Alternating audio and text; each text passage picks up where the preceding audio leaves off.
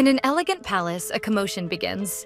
Someone enters with elegant shoes that echo on the refined stone floors. Servants greet their master, who only asks, "Where is she?" The noble young man rushes past the servants, who tell him that the young lady was in her chambers, also declaring that the gods were probably watching over her, for her will to return home had been remarkable. One of the servants opens the lady's bedroom door, while the nobleman advances toward her. The young man, with a worried and tired expression, asks the servants how she is. An older man is surprised by the young man's presence, revealing to us that he is Lord Charles. He tells him that her fever had already gone down and she doesn't seem to have any injuries. The noble Charles listens silently. The man looks around uneasily and tells him there was, however, one thing. Lord Charles asks seriously, "What is wrong with my sister?" After an awkward moment of silence, the man begins to explain, and Charles grows impatient. He quickly turns to enter the room where his sister is. The young man bursts in abruptly, calling for Rosalind and asking if the young lady is all right. The young woman was sitting on the bed, wearing a delicate white nightgown. A moment of silence occurs as they stare at each other. Charles tries to call her once more, apprehensively. Pressing her lips together, the young woman awkwardly repeats the questions her brother had just asked, which shocks everyone present. The young woman is Rosalind of House Heatherwood, our protagonist. Her characteristic beauty comes from her beautiful green eyes and long dark hair. After the tragedy on that fateful hunting day, her body was the only one that hadn't been found. The Imperial Hunting Tournament took place in a border county under the responsibility of House Thornbush. That place was chosen because of the growing presence of large wild animals and monsters. The hunting tournament was an attempt to calm the people's fears by displaying the Divine Empire's strength. The imperial crown and scepter could be considered divine works for their elegance, their intricate gold details, and their embedded gemstones. Members of the imperial family and noble knights from all over the empire participated in the tournament. The White Knights from the imperial order that served the second prince. The Green Knights from the second imperial order that served the third prince. The Knights of Houses Thornbush and Spindrift, who served the nobles of their respective houses. Together, they formed a magnificent procession that resembled a powerful army marching to a great battle. However, something tragic happened on the 5th day of the competition. The Kingdom of Balta, a neighbor to the Ilibenian Empire, formed an undeclared battlefront that struck the knights gathered near the border for the tournament. Despite the knights from all houses fighting bravely, the battle lasted until sunrise. What they did not expect was that the Kingdom of Balta had developed a deadly poison that not even divine power could overcome. Such misfortune took many lives of the Empire, leaving behind only the wounded. The hunting tournament had been ended and the spectators were sent back to their homes. Some knights stayed behind, intending to gather those who had fallen after the carnage. The White Knights suffered immense losses, including their commander. They counted the dead and wounded and arranged to take them back to the capital. As the aide of the Order of White Knights went through his list, he noticed there was one person missing. It was Rosalind, heiress of House Heatherwood. She was a knight of the highest caliber. What she lacked in physical strength, she made up for in diligence and hard work. The late vice commander of the White Knights held her in the highest regard. The distressed commander sought knights from other houses to try to discover if Rosalind was among the wounded rescued by them. They searched endlessly, but the knight with the long black hair was nowhere to be found. Frustrated with their failure, they gave up the search and made their way back home. Later, however, House Heatherwood sent its own vassals to search for the missing young lady. After 6 long days following the battle with the enemy kingdom, they finally found Rosalind, gravely wounded on the edge of a cliff. Back to the present, Charles lets out a long sigh and asks someone if she truly didn't remember him. The young man places a hand on his face, overwhelmed by the information. The man, who revealed himself to be the family doctor, tells his lord that he fears the young lady does not even remember herself and does not seem to know where she is. But somehow, the young woman seemed to remember the family seal. She gazed upon that banner with her deep green eyes. Carefully enunciating the word, she said the name of her family, Heatherwood. The doctor believes she is suffering from temporary memory loss, but he had hopes that she would make a full recovery. Charles asks if he was sure of what he was claiming. The man explains that Rosalind is still very fragile, and at that moment he was not able to guarantee anything about the future. Charles reasons that if what people say is true, that the mind and body are connected, then possibly when the young woman's body recovers, her mind might improve as well. Then the nobleman orders the white cloths to be taken down from the palace walls to end the public vigil, for it was time for the empire to know that Rosalind had returned home. The young man also asks if his father had been informed and says that he would soon thank the Countess of House Thornbush for all her help. With a wave of his hand, Charles tells the doctor to arrange a gift for the Countess and that he himself will write a letter of gratitude. Rising from his desk, Charles orders that a lady-in-waiting be assigned to his sister and that all access to the young lady's chamber be restricted, and that, under no circumstance, any word about her condition should be leaked. Then, the young man asks if the lady had eaten anything yet. The embarrassed maids replied that they had prepared a light lunch for her. It corresponded to a meal prescribed by the doctor for a more weakened patient. However, Rosalind kept asking for more food, and in the end, she had already eaten 3 full meals. The maids judged that she could now eat normally. Upon hearing that, Charles asks that his dinner be served together with his sisters in her chambers. Charles stays alone in his office as the maids leave the room. He looks to the side, reflecting after that conversation. The young man feels relieved to know she was eating well, which was something expected. As he looks at a portrait of the two of them, he thinks again how good it is that she is safe and sound at home. She is his older sister, and he owes her much. The young man thinks as he gently holds the portrait, intending to talk to her during dinner and tell her how happy he is that she returned. Moments later, Charles displays a look of pure disgust as he hears loud chewing noises. Before him, his sister Rosalind vigorously devours large pieces of bread. The maids watch the dramatic dinner scene as Rosalind devours the food. Such behavior reminds Charles that the doctor had told him that, in addition to her memory loss, the young lady was having some behavioral issues, and still seemed quite confused. Suddenly, Rosalind tries to grab the meat from Charles's plate, abruptly waking the young man from his thoughts. She seizes a piece of meat vigorously, knocking part of the salad off the plate. Rosalind chews the chunks of meat intensely, getting herself completely messy in the process, staining her nightgown. Charles then realizes the seriousness of the doctor's words, who had told him that she might temporarily behave like a child, more like a cave woman. But fine. A silence hangs between the two, broken only by Rosalind's loud chewing. Charles takes a deep breath, assessing how to handle that strange situation. He turns to one of the maids and asks if Rosalind really should be eating red meat. Wouldn't something lighter be better for her stomach? Our protagonist explains to him that while she was recovering, she ate only soup and porridge, but that morning they had given her small pieces of meat in her soup, which had done her much good. Charles gives an enigmatic smile. He looks at his completely ruined plate after his sister tore away his steak. The maid apologizes and tells him she will fetch a new plate for him, to which Charles thanks her. He serves himself a spoonful of soup. While dining, the young man reflects as he watches his sister. He wonders if his sister had always had that ravenous appetite for meat.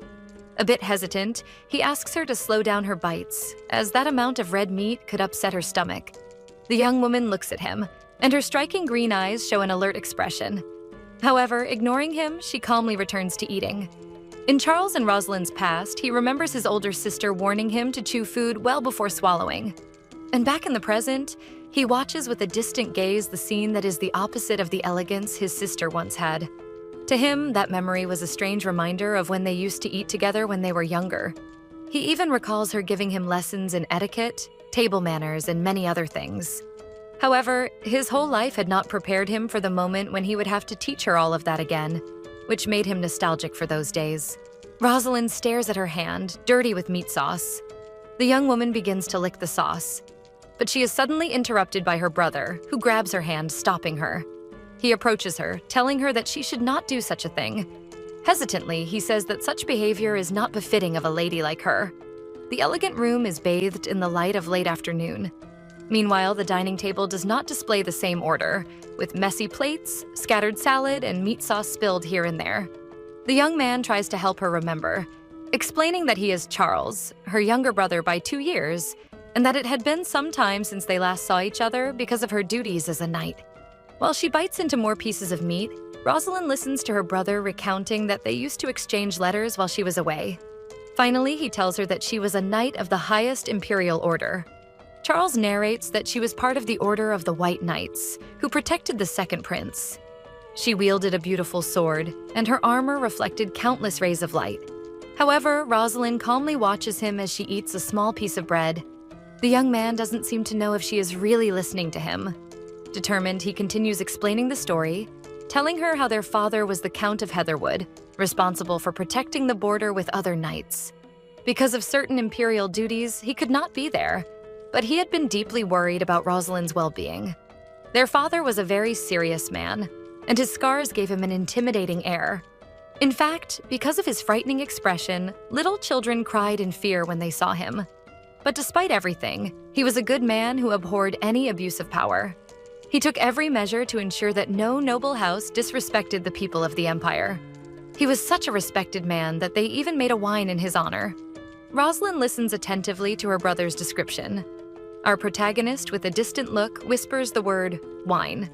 Charles laughs at the small gesture, apologizing, saying that he should not have mentioned wine, for his sister had a severe grape allergy and therefore could not drink. After saying that, something catches the young man by surprise. Pondering for a moment, he remembers that his steak had probably been seasoned with wine.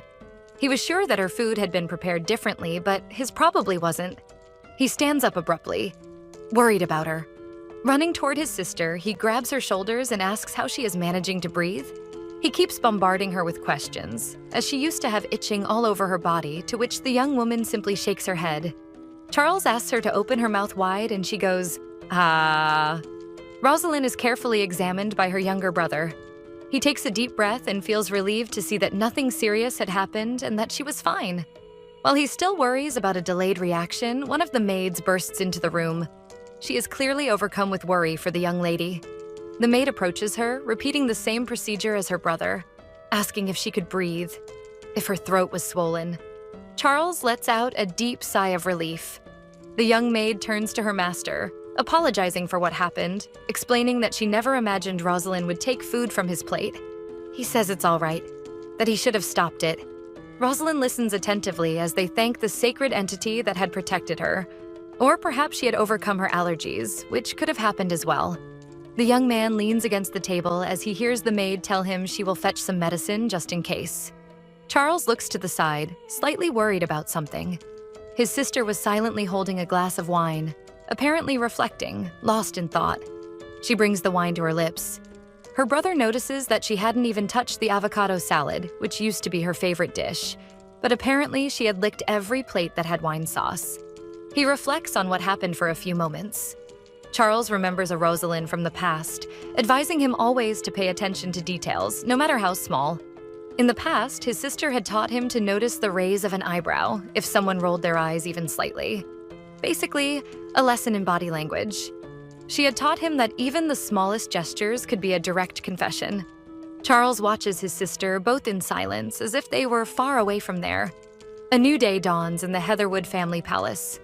Early in the morning, a few maids talk quietly in the corridor about Lady Rosalind's health. One of them cheerfully tells her friends that the young lady had already gone back to eating with cutlery, and another confesses that she can hardly believe that this was the same Rosalind. As the young women chatted about how the lady used to be incredibly intelligent and now seemed more approachable, a very hurried Rosalind rushes past them. She briskly overtakes the maids who were talking in the corridor. The girls are left flustered by the brief incident and try to justify it by saying things like, it's healthy to walk barefoot, and that their lady must be recovering well. They also kindly notice how Lady Rosalind now lets her long, dark hair flow freely. It's something so wild, yet still alluring. They find their lady to be a very sophisticated woman. After that, whispers spread throughout the palace. They also reach the streets and the people, who comment on the noble lady's health. Charles nervously reads the news about his sister, wondering where on earth they got all of that from. The papers said that Lady Rosalind Heatherwood had been blessed by divinity, and after 6 days in the Valley of Shadows, she had returned. And the next day, she opened her eyes, dispelling the darkness that surrounded her house, overcoming many wounds to bring hope to the people. One of the butlers hesitantly says that those were the rumors circulating through the city. Charles finds it all very interesting. He realizes that, indeed, he had allowed her to walk barefoot through the palace a few times. But how could the rumors have evolved into something so absurd? The noble young man knows well how children adored her and put her on a pedestal, but that was far beyond their influence. He hoped that those rumors wouldn't spiral out of control. The butler says he will keep an eye on the tone of the gossip. The butler also takes the opportunity to remind Charles that his mother, Countess Heatherwood, had returned and that she asked to have lunch with her 2 children. Charles promptly offers to personally bring his sister.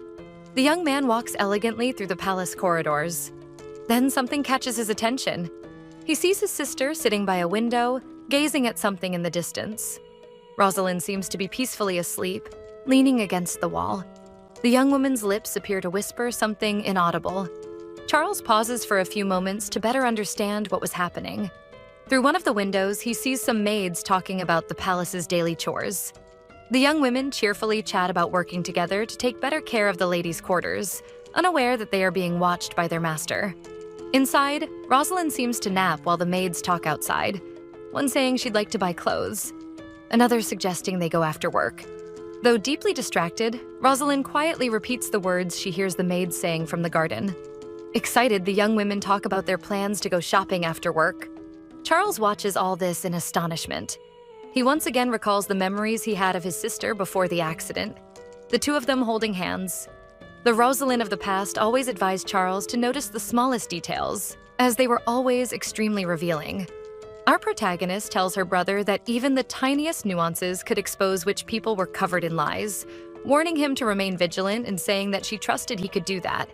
After all, those of House Heatherwood were known for being perceptive and shrewd. So for Charles, if everything was different except the face, would he still be able to recognize Rosalind in that stranger? Suddenly, the young woman turns to him. This catches Charles completely off guard, making him flinch. He swallows hard, still surprised. Trying to break the ice, he approaches his sister, informing her that their mother had come to visit them and wanted to have lunch with both of them. Upon hearing the word lunch, Rosalind's eyes begin to sparkle just at the thought of good food. The young woman starts to stand up and takes Charles's hand as she says his name. She speaks perfectly clearly, saying it would be a great idea for them all to go together. Charles is surprised by the young woman's composure, since moments before she could barely handle simple things. He reasons that Rosalind was repeating the words she had overheard from the maids, as if, somehow, she was adapting. Sometime later, he asks one of the maids to prepare Rosalind for lunch and says he'll be waiting in his office. As he walks through the great corridor of the palace, Charles is followed by one of his butlers, asking if he's sure it's a good idea.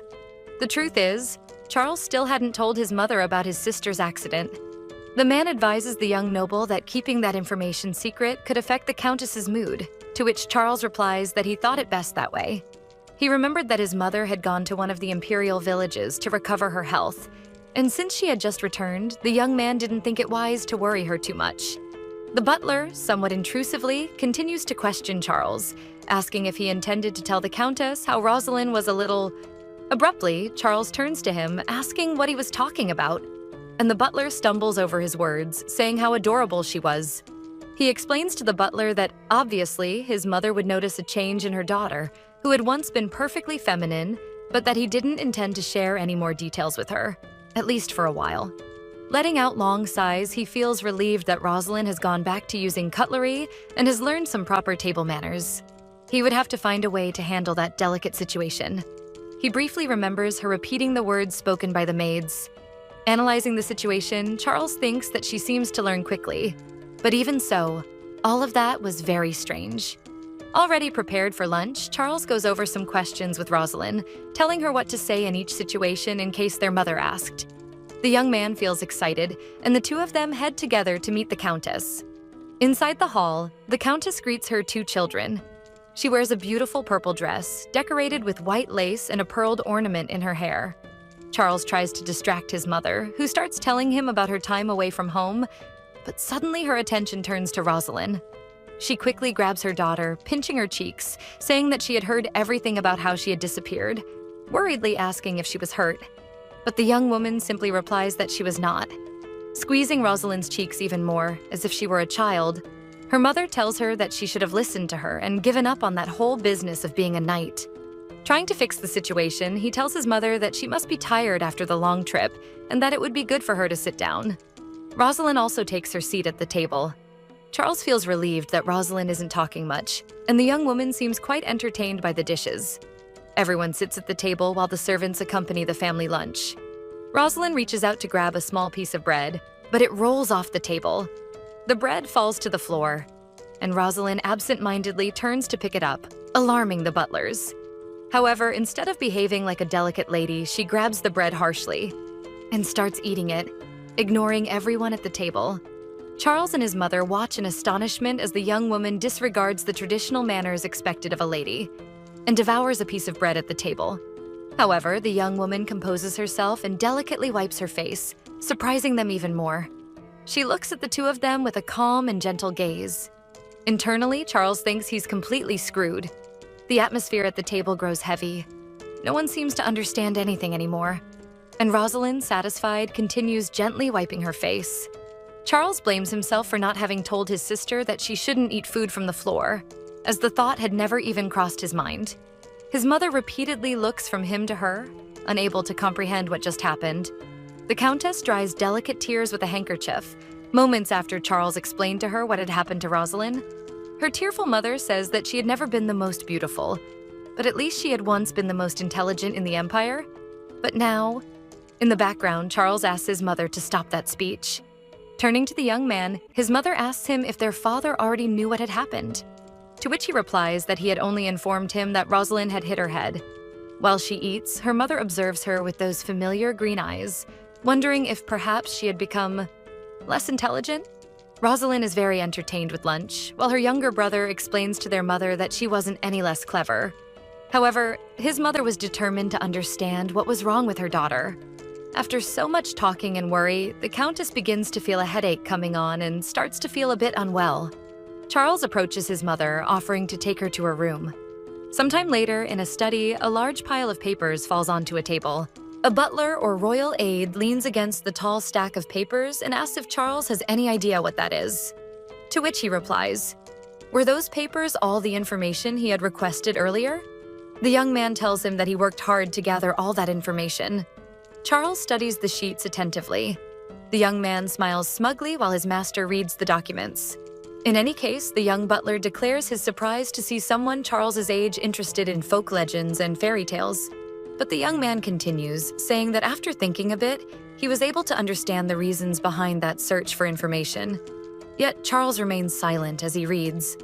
In that elegant office, the two men stay silent for a few moments. The young butler begins to ask about a hunch he had, to which Charles interrupts, explaining that he needs to focus to understand a hypothesis he is developing. He asks the young man to leave and to tell no one about it. A window opens with a faint creak. Soon after, Charles steps out to get some fresh air on his balcony, which is surrounded by the vast forest of the Empire. He turns his attention back to the legend he was reading, which began by narrating that all who wish to enter the forest should be careful, or they might be devoured by an evil shadow. The legend said that this shadow was known as a dark presence that roamed the woods, passing unnoticed by all. It hid and imitated the behavior of humans unlucky enough to encounter it. The details of that legend varied depending on the region of the Empire, but they all shared some common traits, such as the deep parts of the forest that no one dared to explore, and a creature born of shadows that inhabited that forest. Charles reads all of it with a bit of disbelief, turning the pages one by one. Then, he finds the account of a villager who had seen the figure. He was gathering medicinal herbs when he fell off a ravine and fainted from the fall. When he woke up, he was paralyzed on the ground, too weak to move, and he remembers lying there for some time, staring at the foliage. But suddenly, he began to feel something approaching him. At first, he thought it was just the shadow of the nearby trees. It was hard to see through the morning mist, but when the villager looked more closely, he was able to notice the shadow moving dangerously. Though difficult to discern, he could see it coming closer and closer. He described that moment as the most terrifying sight of his life. He had never believed monsters existed, but he knew well a legend told by his tavern companions. A story about a creature of shadows that sensed bad omens. The men of the village said that when something was about to die nearby, the shadow would manifest.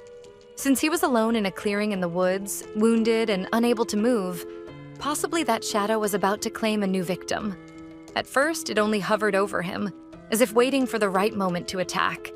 In a desperate impulse, he grabbed some of the medicinal berries that hadn't burst during the fall, and he ate as many as he could, in a frantic attempt to recover somehow. He hoped they would help him heal, since the pain in his body had subsided. However, even as he began to feel a bit better, the villager saw the creature slowly crawling back toward the forest. The villager couldn't understand why it was called a shadow, since at first he thought it was merely a small cloud of smoke. But after watching it for some time, something very strange happened. That cloud of smoke took the form of a human. And though he couldn't make out any distinct features, that shadow had become his shadow. Charles is startled by a noise behind him and turns abruptly to see what happened. Silence fills the balcony, and only the wind moves the glass doors. The young man peers into the dark interior of the room but doesn't seem to notice anything. Carefully tucking the papers into his vest, he decides to check what it was. Quickly, he grabs his sword, knowing that any thief would find nothing valuable in his study. He begins to open the door slowly, and a blurred figure moves frantically right in front of him. He readies himself to strike, demanding to know who's there, and comes face to face with his sister, Rosalind. The young woman looks at him without any reaction or sign of fear. Charles freezes, especially upon seeing his sword so close to her face.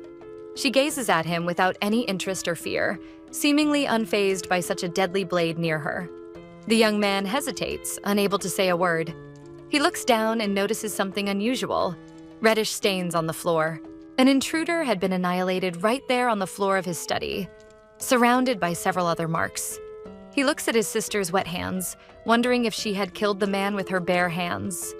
How could that even be possible if the man had been armed? Charles realizes something that chills him to the core. This wasn't humanly possible. It seemed like the work of something supernatural and possibly dangerous. Using his strength, he manages to knock Rosalind to the floor, using his sword to pin her down. Terrifyingly, our protagonist stares at him with an empty gaze, and though trembling, the young man musters the courage to finally ask her, who was she, truly? She tries to persuade him by calling him by his name. The blade trembles near her neck, but that doesn't seem to frighten her. Charles is swept into the past, remembering his sister's affection and how she had once been a completely different person. In deep denial, the young man cannot hold back, and tears stream down his face. He cannot accept that the woman standing before him could be his sister. Now, in a threatening tone, he asks the creature if she thinks he would be incapable of hurting her just because she looks like Rosalind. He orders the creature to reveal itself to him immediately. Crying intensely, he commands her to reveal why she is there and what she has done with his sister. The young woman remains silent for a few moments while the sharp blade of the sword gleams under the moonlight. Suddenly, the woman's gaze turns venomous, the green hue glowing and her pupils slitted like those of a poisonous serpent. Touching the sword with her stained hands, she reveals herself to be a shadow. Charles watches her silently as tears fall from his face. The woman lying there before him declares herself to be Rosalind's shadow. Her greenish eyes gleamed dangerously, resembling those of a snake. For millennia, a shadow had lived in the forests near the mountains, long before the first human civilizations created an empire. At times, the shadow took the form of a raven. Other times, it disguised itself as a delicate insect. At other moments, it took the shape of a wild beast, with sharp claws and pointed teeth, but always with the same red eyes that betrayed its identity. When it transformed, the shadow became a creature far stronger and fiercer than any other wild animal that roamed the forest. However, this malevolent shadow had never been categorized as a monster, because to be called a monster, one must first be seen. In its primitive form, it was nothing more than a subtle black mist or a pile of sand.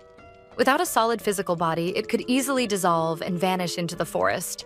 Despite its ferocity, the creature was not an excellent hunter, but when assuming the form of a little rabbit with red eyes, it searched the forest for those on the brink of death. Because of this, the creature sometimes went long periods without feeding and chose to hide near cliffs, waiting for other beings to fall. There, on the enchanted mountain near the Thornbush estate, the disguised creature waited for conflicts among humans to provide it with a snack.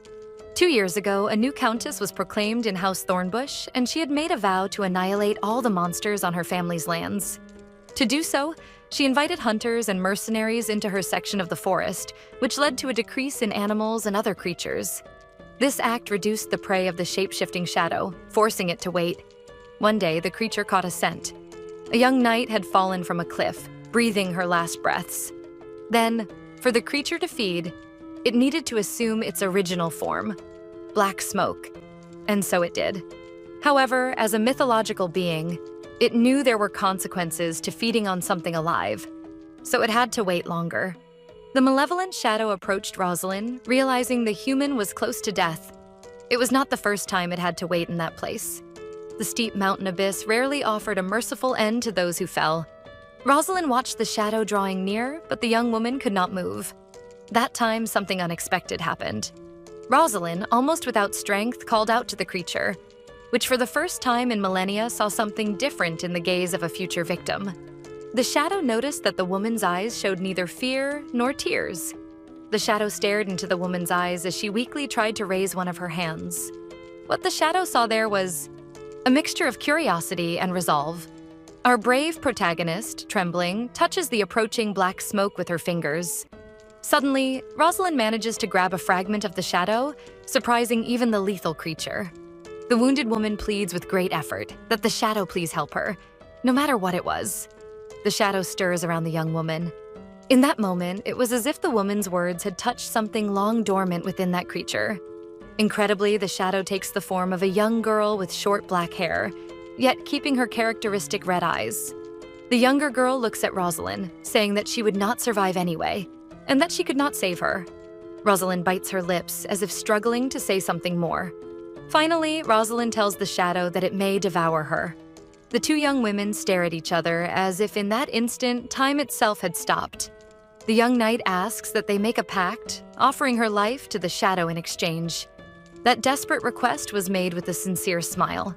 That gesture intrigued the shadow, for it was the first smile anyone had ever directed at her in her entire existence.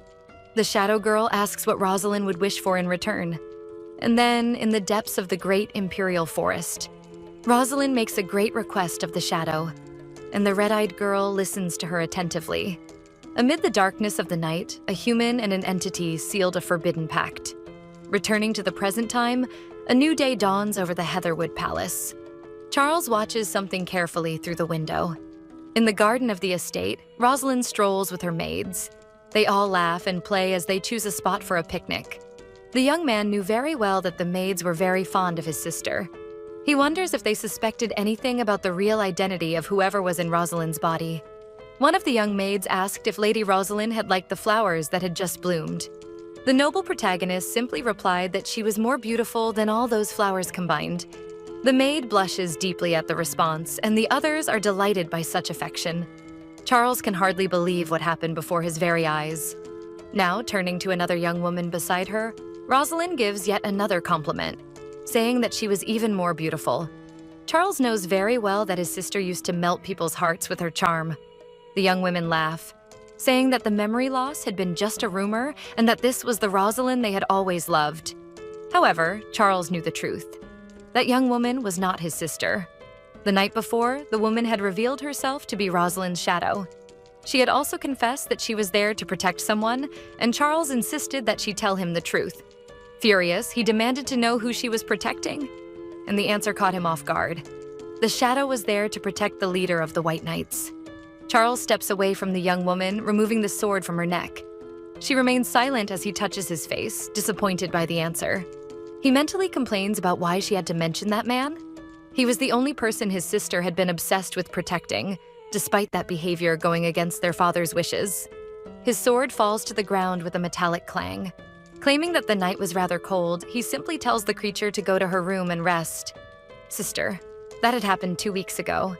By this point, the new Rosalind already knows proper etiquette and no longer eats anything off the floor, appearing more like the person she once was. Furthermore, she was quickly learning new words, although at times she seemed to remember rather than learn. Charles shrugs uneasily at the creature. Rosalind waves from the garden, displaying a friendly smile. He hesitates for a few moments, uncertain, but the young man decides to give in and offers a small wave back. She lets out a soft giggle while eating an apple. Then the young woman runs toward the maids who had already set up the picnic. The butler asks Charles if everything is all right with him, to which he replies that yes, it is.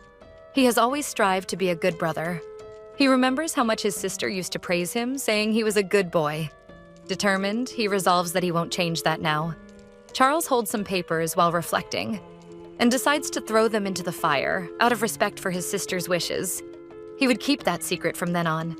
The young man was determined to carry on with it, no matter the cost. The pages quickly vanish amid the flames. A new day brightens the Heatherwood Palace. Suddenly, it is announced that Sir Raymond of House Ballion has just arrived to see Rosalind. Charles had clearly stated that visitors were forbidden. No one outside the family could know about her condition. Charles dashes through the palace, asking the servants if Sir Raymond was there to find out whether Rosalind would return to the Order of Knights. But they only reply that he was in the study. An anxious maid confesses that Sir Raymond ignored all their requests and went to Rosalind's room. Charles panics, asking if no one had stopped him. While the maid tries to justify herself, Charles races up the stairs, running toward his sister's chambers. He arrives breathless at the top of the stairs. Bursting through the door, Charles demands to know what was happening. Suddenly, Rosalind stomps hard on someone's hand. Furious, she asks if Sir Raymond wanted to meet his end right there and then. The man, kneeling on the floor, trembles in fear as the young woman steps on his hand. Charles quickly rushes toward the knight, who is writhing in pain and trembling uncontrollably. Rosalind watches expressionlessly as the man trembles on his knees, while her brother tries to help him. Suddenly, Sir Raymond faints completely, startling Charles. A few hours later, in the Heatherwood Palace, there is a large bruise on Sir Raymond's abdomen as he lies groaning in pain. Charles, a little exhausted after the whole ordeal, asks Rosalind what had happened. His sister simply replies that the knight was a very, very bad man. Charles scolds her, saying she can't go around calling people that way. Now, turning to a maid, he asks what had really happened. The surprised young woman begins to explain. She says that Sir Raymond had been so happy to see Lady Rosalind well that he ran to her and gave her a big hug, but that he hadn't made any inappropriate advances. The maid apologizes to Charles, telling him that it was all her fault. Some time ago, while they were taking care of Rosalind, the young women had told her not to let anyone touch her that way.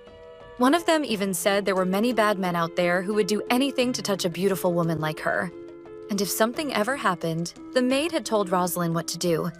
She should give him a good beating, and only then call her brother Charles, who would take care of the rest. That was exactly why the young woman felt so guilty about what happened with Sir Raymond. She hadn't realized that Rosalind might still not remember people very well. In the afternoon, Charles makes Rosalind repeat several times that she will not hurt anyone else. And he keeps asking her to repeat it a few more times to make sure that she truly won't hurt anyone again. Charles feels relieved that, even though Rosalind had attacked Sir Raymond Ballion, a noble knight of the Order of the White Knights, he and Rosalind were very close friends, and he wouldn't hold a grudge. Rosalind asks if she can attack him. Charles answers no. Fulfilling his role as a brother, he explains to her that she can defend herself however she wishes from anyone threatening her, with a sword or any other weapon. But if they aren't dangerous, she doesn't need to do anything.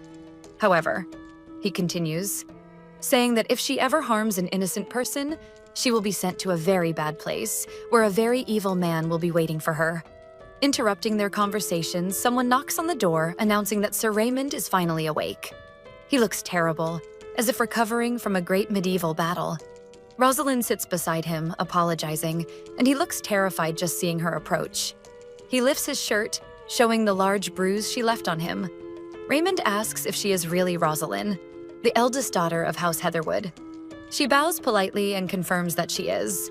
Still quite disoriented, he asks if she is the same Rosalind who beat him up earlier, to which she coldly confirms again. The knight thanks her for the apology, but confesses that wasn't what worried him. He watches Rosalind as she goes to grab some cookies, and he is astonished by her strength as she grabs several with one hand, breaking a few in the process. Even more, he's shocked to see her eating them while completely ignoring a lady's etiquette, and Charles feels deeply embarrassed. Sir Raymond tries to explain himself, while the young woman innocently looks at her brother. The knight asks if she's become funnier, but Charles tries to cover it up, claiming that she's still recovering from the accident. Then he turns to Rosalind and asks if she intends to attack him again. With an indifferent expression, she says no. Soon after, he takes the opportunity to hug her again. Still holding Rosalind, he says how grateful he is to see her alive. They take the chance to enjoy a delicious afternoon tea, and while they talk, Raymond says he suspects the ambush was caused by the Black Moon. Sir Raymond realizes the young woman had forgotten about them as well. The nobleman begins to explain that the Black Moon was an order of dark magic worshippers from the neighboring empire, Balta. He continues his explanation, telling her that unlike the divine powers the imperial family possessed, there existed an opposing force that dealt with forbidden spells. The Order of the Black Moon worshipped a goddess who came from darkness and chaos. To them, she was the only entity in the universe. They claimed that the goddess of light herself was not real. But the Empire's eldest prince was blessed with the strongest powers in the Empire, which made him the main target of the Black Moon. Raymond reminds Rosalind that after several failed attempts to attack the prince, a special order of knights was formed, the White Knights, of which they were both members. Our protagonist chews more cookies while Charles watches her, anxious for a reaction. And Raymond wonders if she was even listening. Recalling the tragic event of the past, he says they lost many good knights, including the vice commander himself. He asks if she remembers him. The young woman replies that she does not. Raymond doesn't want to upset her during her recovery, so he changes the subject to tell her that, because of that, another knight had been promoted to commander. As for himself, he had become the new vice commander. He gives a smug smile, expecting her to congratulate him. But Rosalind merely asks if that was supposed to be a good thing. Deeply disappointed, Raymond tells her that it was a promotion. And although that was good, it also meant he would have a lot of paperwork to deal with. And there was one more thing. He reveals to Rosalind that she had been promoted to a higher rank within the Order, as she had performed exceptionally well on her last mission. She was only a few steps away from joining the personal guard of the eldest prince. Charles silently observes his sister, thinking that, in another life, this would have been wonderful news for Rosalind. He recalls the creature that had taken his sister's body, telling him with serpent-like eyes that she had made a promise to protect the master of the White Knights. The young man wonders why the commander would place her closer to the prince's guard. After all, he knew that House Heatherwood was sworn to the other prince. At last, Raymond says that was the news he needed to share. But Charles is a shrewd man and realizes that the knight had forgotten one detail. Sir Raymond asks what Charles is talking about, and then sees Rosalind eating more cookies. Outside, in a training field, the knight wants to test how much she remembers. He asks Rosalind to take her sword. She begins to unsheath her sword, decorated with golden engravings. Our protagonist skillfully wields her sword, a gleaming blade that seems to have been sculpted by the gods. Rosalind gives the sword a gentle shake, and Raymond comments that while it looks impressive, it's not the proper way to hold a sword. Charles remains silent, watching them. She picks up the knight's broadsword and asks if she may use it too, but he says no. Raymond tries to justify it, saying it's too heavy for someone like her. But the young woman surprises them by lifting a broadsword that should be held with both hands. Charles is astonished. Trying not to alarm Raymond, Charles awkwardly explains that during her recovery, Rosalind had worked on building her strength, which was why she could swing a broadsword so easily. She asks Charles what he's talking about, and he replies that her recovery is fantastic. The knight laughs, saying he remembers a time when Rosalind hit him so hard that he saw his grandfather calling him to the light. The young woman, with no social grace, asks why he didn't go with his grandfather. Raymond blushes, explaining that it would mean passing on to the next life. Clearing his throat, he asks that they drop the subject. Returning to the training, he says that he noticed she didn't yet seem ready to properly wield a sword, so he wasn't sure if it was time for her to return to the Order. Rosalind insists that she must return, for her greatest duty is to protect the master of the White Knights. Raymond laughs, saying he was worried about her, but feels relieved to see she hasn't forgotten the essence of the Order. With a determined look, he moves the sword through the air. He swings the blade right in front of the young woman's face, which sparks her serpentine gaze. Simulating a close combat stance, he tells Rosalind to watch carefully and try to remember those strikes. He tells her that all of this would be very important if what she truly wished was to protect the master of the White Knights. She watches attentively, wearing an enigmatic expression, and a magical aura seems to envelop her completely. At night, Charles tries to invite Sir Raymond to dinner, but he refuses, explaining that he must return soon, as he has many new responsibilities. Charles grows concerned for the night, noticing how weary he seems, to which Raymond replies that it has been a day full of unexpected events. Raymond shows a look of concern. That day, he had demonstrated his finest sword techniques. With great precision, he struck the air with his sword. Showing his strength, he skillfully handled the blade. And with mastery, he demonstrated how to deliver a final strike. Finally, he lets out a long sigh of relief, holding the long knight's sword. Already quite tired, he says he believes they've done enough for the day, and that it should be sufficient for Rosalind to restart her training. He recalls that the young woman had always been more talented with battle strategies and didn't want to tire her with heavy drills. However, she surprises him by saying she'd like to see more techniques. He takes up a combat stance, ready to demonstrate a higher level of sword strikes. The protagonist watches him intently. Night falls. Everyone is exhausted, yet Rosalind continues insisting on learning new combat moves. Raymond tells Charles that for weeks he will have recurring nightmares about all the training sessions packed into a single day at Rosalind's request. Not even when he was an apprentice did he fight that much in one day. Before leaving, he remembers one last detail. There will be a promotion ceremony for the White Knights in 2 weeks. And then he asks Charles to use that period to help Rosalind with vocabulary and etiquette for that kind of event. He explains that His Highness, the Prince, will preside over the ceremony, so it will be very formal. When he solemnly bestows the new title upon Rosalind, it would be absurd if she replied with something like, "Cool, man, thanks." To prevent this, Raymond asks Charles to help prepare her properly for the event's formality. The two men bid each other farewell, and Charles thanks Raymond for everything he had done for his sister, to which he replies that it was a pleasure, for she was a true friend. Sir Raymond hopes that the sword-fighting lessons might help her somehow, even if she had only watched that afternoon. Charles politely tells him not to worry about anything. When it came to learning new things, Rosalind's memory seemed remarkably sharp. Far away in the training fields, Rosalind slashes the air gracefully with her own sword. She wields the blade with a determined gaze, preparing to deliver a powerful strike. And finally, she executes a swing identical to the one Sir Raymond had shown her that very afternoon. The young woman pauses for a moment, gazing at the sword's blade and how it seemed to almost emanate a magical aura after the intense training. Standing there in the training fields, she observes the moon in silence, and the shadow within her remembers the promise she had made. Before departing, Rosalind had spoken with the Shadow Girl. Her only request had been that she protect the Master of the White Knights. Rosalind looks up at the sky, letting out a quiet sigh as she reflects on her mission. 2 weeks later, a new day begins in the Empire. More precisely, in the Imperial Palace, where the ceremony is about to take place. Inside, someone calls for Rosalind. Our protagonist bows politely before Sir Raymond, telling him it is an honor to see him again. He is surprised to see her behaving that way.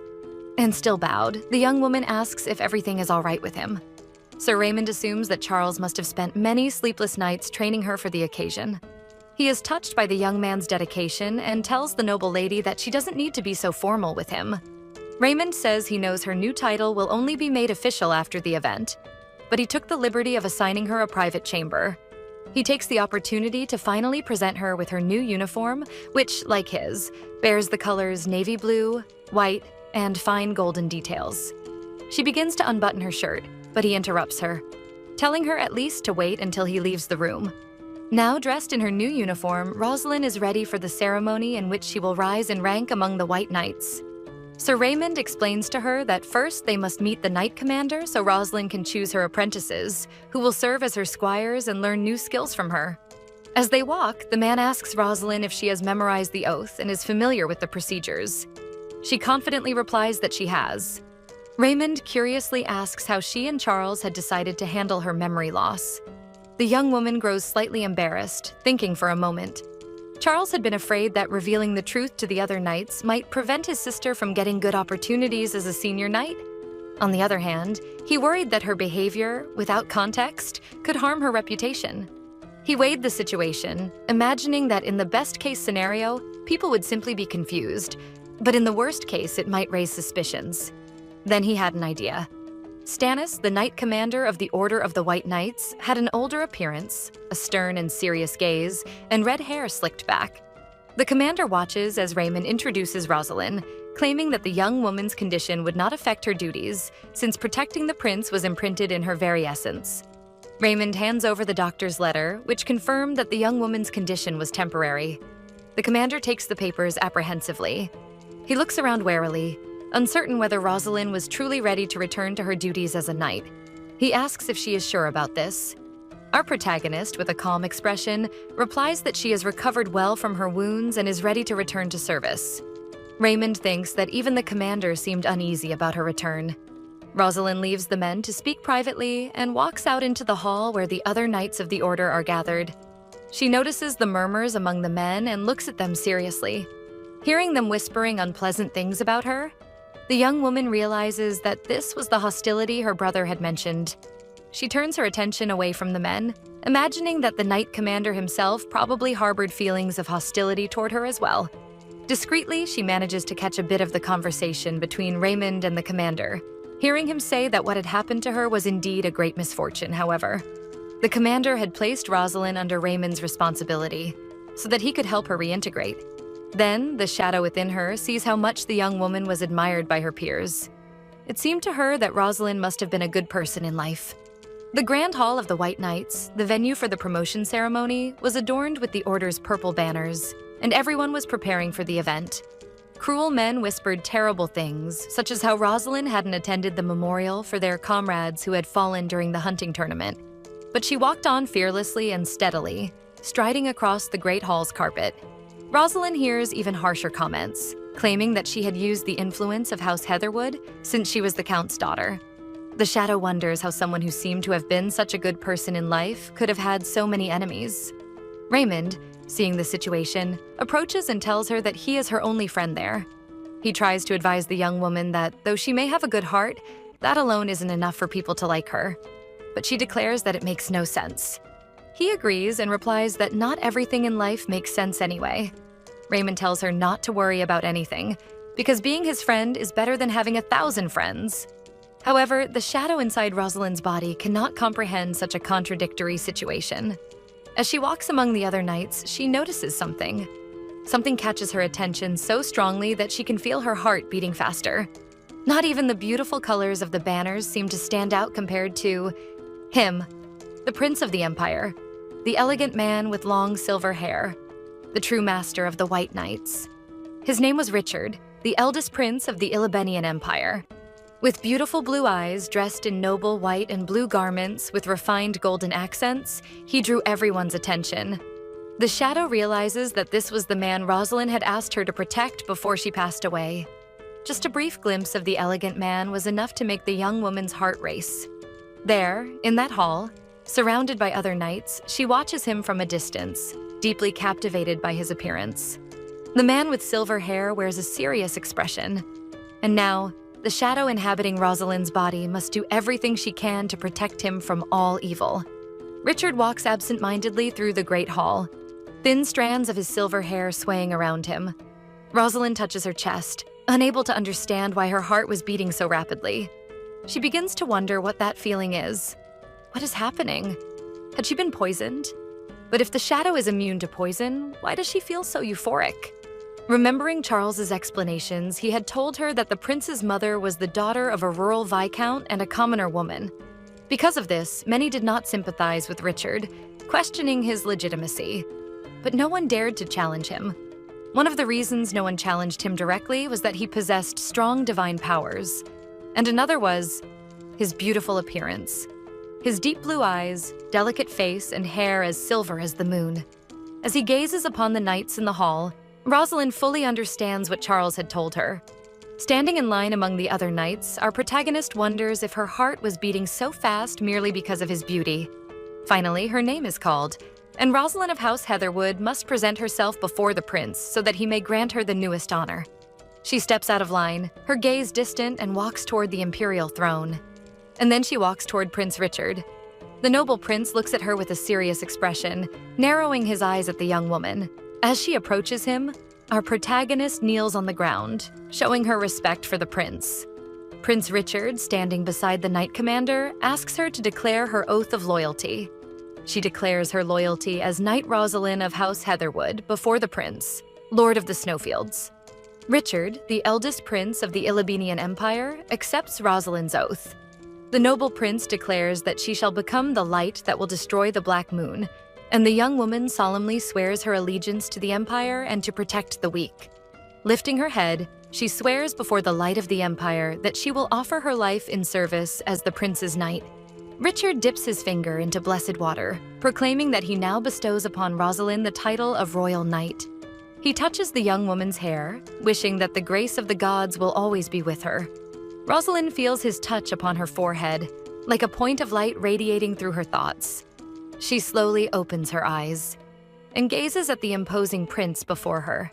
He gives a brief nod of acknowledgement. Rosalind, still silent after the oath, looks at him with her deep green eyes. She returns to her place in line while the prince announces to everyone that he will choose a new aide for the vice commander. Our protagonist discreetly touches her own face, seeming lost in thought. She touches the exact spot where the noble prince had blessed her, and she remembers the way he had looked at her. Reflecting on that moment, Rosalind realizes how coldly he had observed her. Sometime later, in the office of the senior knights, Raymond apologizes, saying he knew they wouldn't give a major mission to a newly sworn knight, but he hadn't imagined they would sit her behind a desk and dump all the Empire's paperwork on her to handle. Raymond knew he had many new responsibilities, but he couldn't believe he would end up doing 2 jobs. The young woman grows discouraged, thinking that despite her brother's guidance and sword training, she couldn't remember how to deal with paperwork. Raymond tries to cheer her up, telling her she'll learn quickly. He then suggests she go to the training grounds to practice a bit while he handles everything. He says all this as he hands her a packet of cookies. She heads toward the training field, munching on the delicious biscuits. Upon arriving, Rosalind stops for a moment to take in the place. The knight begins to draw her sword, the blade gleaming in the afternoon sun.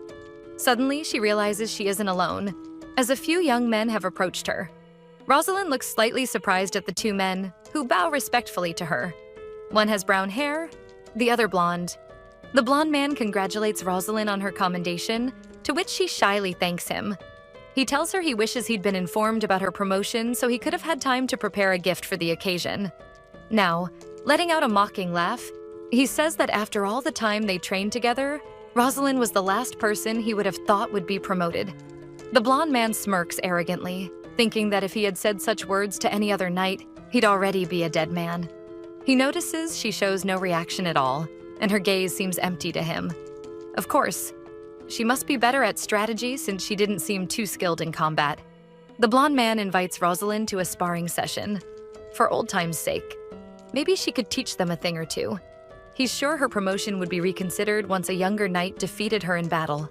Rosalind watches blankly as the blonde man politely asks her to accept, claiming it would be an honor to learn from someone like her. The young woman remembers that her brother had warned her about moments like this. Charles, doing his best to prepare her for uncomfortable situations, had told her that sometimes, out of envy, others might challenge her to a duel. And when that happened, she should give them exactly what they deserved, revealing her true strength in combat. Without much enthusiasm, she accepts the duel with the blonde man. Out in the training arena, younger knights watch as one of them announces that it's an official spar meant to test general combat ability. According to one of the boys, Ashton, the blonde, is one of the best swordsmen among them, and Rosalind will be chopped to bits.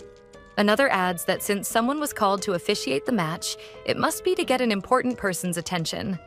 Ashton listens with a smug grin as the red-haired boy acting as referee declares that the match won't end even if one fighter is disarmed.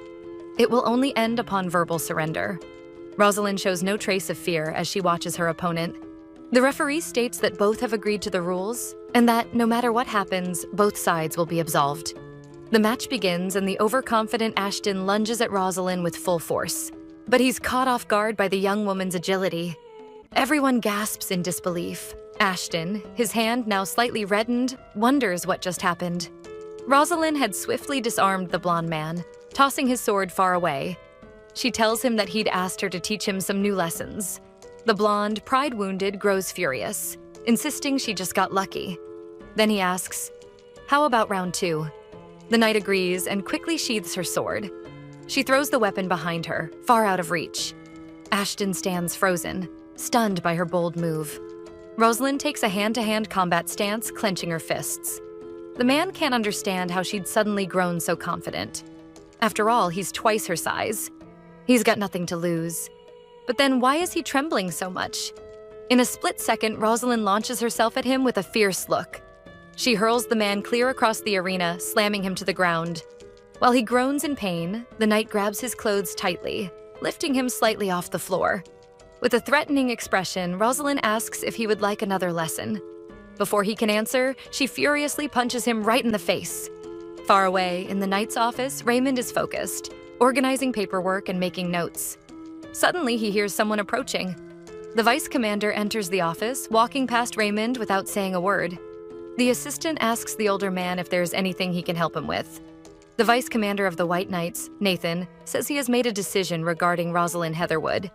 Leaving Raymond in shock, The man says he has decided to make her part of Prince Richard's personal guard. Raymond walks quickly, his elegant riding boots echoing through the palace corridors. Nathan tells him that he had been on his way to see the commander when he noticed a commotion in the training grounds. When he went to check, he saw Rosalind. Raymond had hoped she was just practicing, right? But no, she was beating the living daylights out of that arrogant trainee Ashton. Just imagining that scene gives Raymond chills. He wonders what had gone through her mind to do such a thing. As he walks heavily down the hall, he tries to understand how she could have managed to defeat someone like that when just a few weeks ago she could barely hold a sword. Suddenly, he bumps into Rosalind. The young woman patiently listens as he tells her he was just on his way to find her. But then he notices something else. Rosalind is holding a knocked-out Ashton in her arms. The young woman declares, "Glory to the Empire and down with the Black Moon." Raymond, completely confused, asks what Ashton is doing in her arms. How did this even happen? She calmly explains that they fought, and now she needs to take him to the infirmary. One of the boys explains that the two had agreed to fight until one surrendered. But before Ashton could say anything, Rosalind had covered him in punches. The boys confess that she had completely knocked him out, leaving Raymond deeply concerned. He realizes the moment feels oddly familiar, thinking back to the time she had overpowered him at Heatherwood Palace. He turns his attention to the young woman, asking if she's hurt, but she simply replies, "No, because he was too weak." Raymond asks her to please make sure Ashton doesn't hear her saying that. Okay? Finally, the man understands the vice commander's decision. Rosalind's place could never be behind a desk. Then he takes the opportunity to explain to her that next time someone challenges her to a training match, when the opponent is already down, she can stop hitting them, and she agrees. Sometime later, Raymond tells the vice commander that his decision was very wise, because Rosalind could silently stand by the prince's side, always alert to any threat. At that time in the Empire, the king and queen were siblings. The royal family constantly practiced such traditions to preserve their divine power. One of the princes, Stephen, was the son of the Empress, descendant of the noble house of Lionmane. He had been born with immense divine power, far greater than his predecessors, because he came from a more noble lineage that made him the rightful crown prince. However, everything changed when the emperor had an affair with a woman outside the nobility. She was Melia, the daughter of a rural viscount, far too poor to be acknowledged by high society. But the young woman had two great blessings, her beautiful face and her long silver hair that shimmered like the moon. Yet she brought more than beauty into the imperial palace. She also brought her two children, born outside the imperial marriage, two living reminders of the emperor's nights of debauchery in the village. Though they were innocent, the existence of those children completely destabilized the imperial palace. The elder boy was recognized as the emperor's legitimate son, Richard, and was crowned prince shortly afterward. The coronation of this second prince, who was older than Stephen, was met with disapproval throughout imperial society. But when the young man demonstrated immense divine power, surpassing that of his half-brother, he became more accepted. From then on, the empire knew no peace. For once Richard was crowned, he gained powerful rivals. This led to a series of assassination attempts against Richard. As he grew more influential in the court, the attempts became increasingly blatant. Tragically, this resulted in the death of his younger sister, who became collateral damage in the feud between the two brothers. From that moment on, Richard began to seriously compete for the position of heir. This made Stephen even more power-hungry, driving him to join forces with the Kingdom of Balta, which led to a coordinated attack during a royal hunting tournament. Richard lets out a long sigh, displeased with Stephen's actions. The noble prince says that his half-brother had underestimated the strength of the White Knights, and because of that, he must be desperate. Perhaps he should have done far more than simply confine him within the Empire, shouldn't he? The blonde man who appeared a bit older was the Count of Seavale Manor. He hesitantly replied that such a suggestion was far too frightening. Richard responded that he was only joking, adding that they had suffered too many losses during the last festival, and that he had never wanted his knights to go through such a thing. Despite never having lived a peaceful life, that had been one of the worst nights of his existence. He remembered being hastily escorted by other knights, feeling like a coward for retreating instead of fighting alongside his men. The nobleman with silver hair blamed himself deeply for what had happened. However, Count Seavale tried to console him, telling him that those men had given their lives to save his. Covering his face in pure disgust, Richard declared that it was ridiculous. He never wanted anyone to sacrifice themselves for him, but a guard reminded him that his escort must be maintained, as the attacks against His Majesty were increasing. Richard knew that very well, for his half-brother was trying to poison him daily, and under the cover of night, sent assassins after him. That coward Stephen should have realized it was time for a strategic retreat. The Knight Commander called Richard's attention, telling him there was another matter they needed to discuss. Stannis told him he wanted to add Rosalind to the prince's personal guard, but before doing so, he wished to know what the noble thought of that idea. Richard's eyes narrowed upon hearing the name Rosalind Heatherwood. He remained silent for a few moments. He asked if Stannis was referring to the young woman he had just promoted that very morning. The Knight Commander confirmed that it was indeed her. With an ironic tone, the prince asked whether it would be wise to bring someone from House Heatherwood, sworn to Stephen, so close to him. But Rosalind was different. She had sworn loyalty to the White Knights and distanced herself from her father's schemes. Stannis handed the prince a stack of 12 letters of recommendation, which the vice commander himself had gathered in support of Rosalind. The man explained that he fully supported her appointment, and that if not for her surname, there would be no hesitation.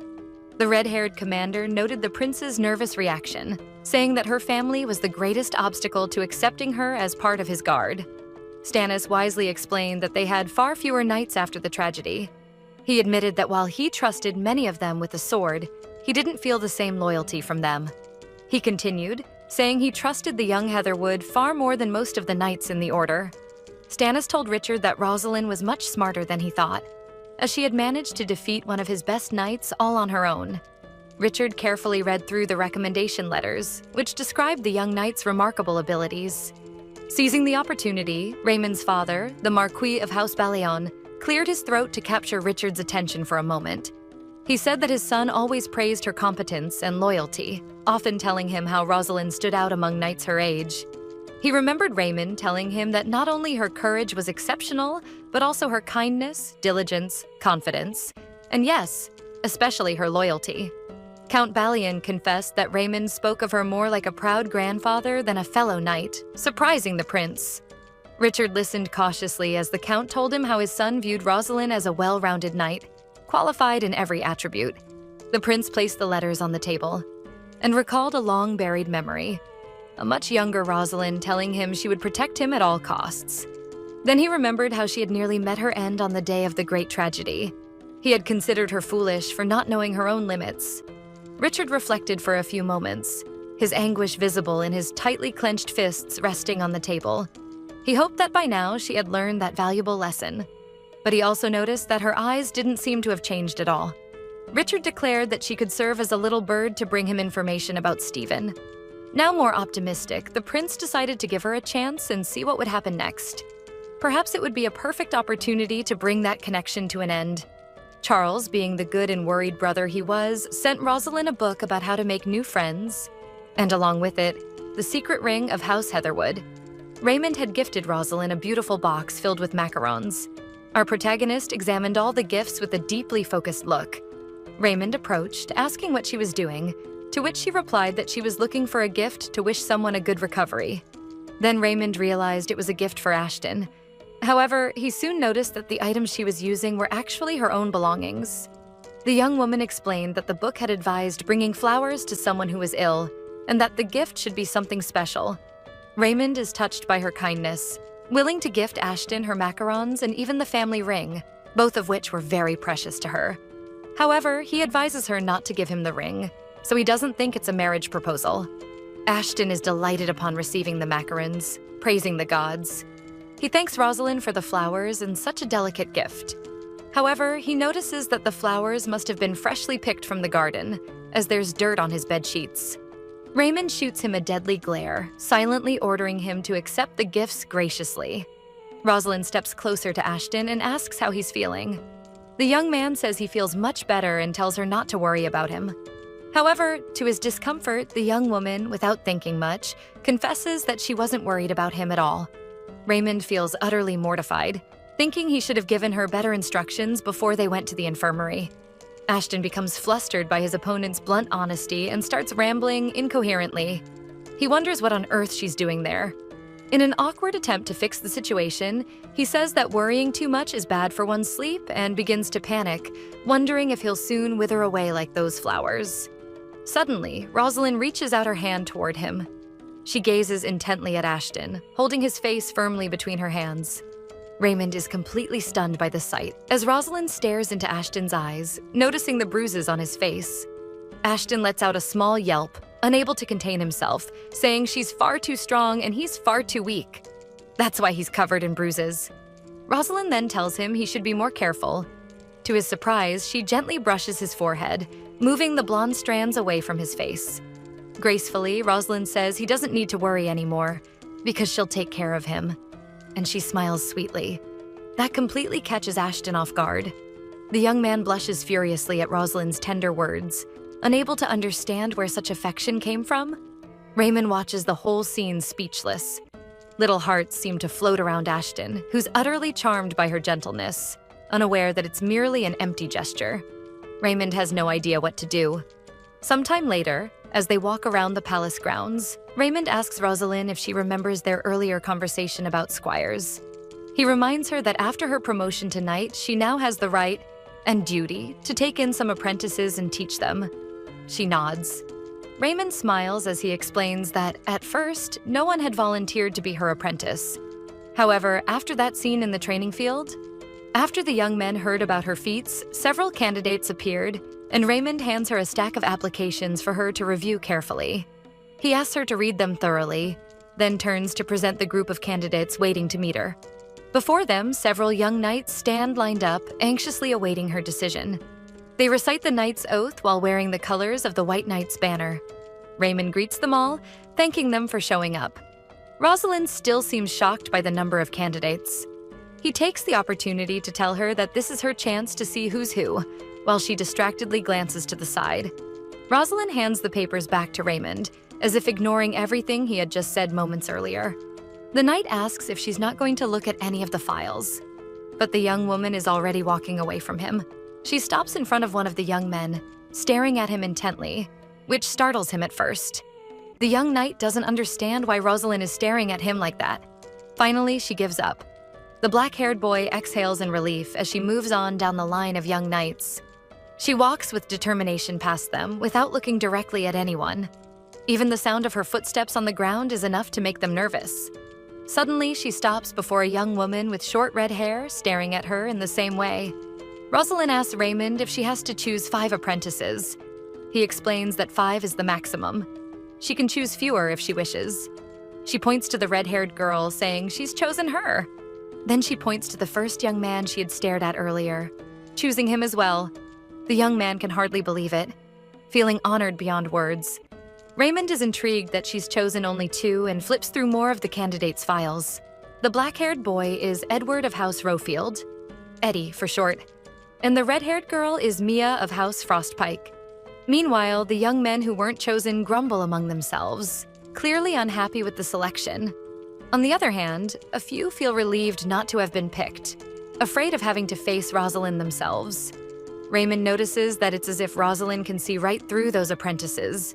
Yet what he still can't understand is why she chose only 2 of them. He orders the 2 to report to them immediately. The man explains to the 2 young knights that now, as squires sworn to Rosalind, they will move into new quarters and she will be their mentor and instructor from now on. The arrangement will continue until both are promoted to junior knights. Both Mia and Eddie are thrilled. Raymond thinks it's heartwarming to see young people so eager to serve for the first time, reminding him of when Rosalind had been his own squire. He remembers when Rosalind was much younger, with short hair, always proactive, swearing she'd do her best to help him. He pats Rosalind on the back, remembering how things were in the past, how clever she always was. Sometime later, inside the Imperial Palace, Rosalind presents herself before the prince to begin her duties in the royal guard. He listens to her without showing much interest.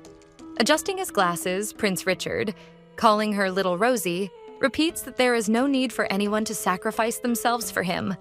He reads through the paperwork while the young woman watches, realizing he's just used a very old nickname. In a memory from the past, Charles once revealed that Rosalind hated being called Little Rosie. It was a childish pet name given by their mother. The present-day Rosalind is puzzled, trying to understand why the prince would call her that. Richard chuckles lightly and asks if Rosalind is even listening to him. It seems that Richard isn't particularly attached to Rosalind, and while a maid serves him tea, he mentions that Stannis told him she had memory issues. As they talk, the prince stirs his tea. Finishing the motion, he asks her what she knows and what she doesn't know. She replies, "Nothing." He's intrigued. How could she know nothing? As he begins to pour his tea, she explains that she suffered an almost total loss of memory. He notices how short and direct her answers are.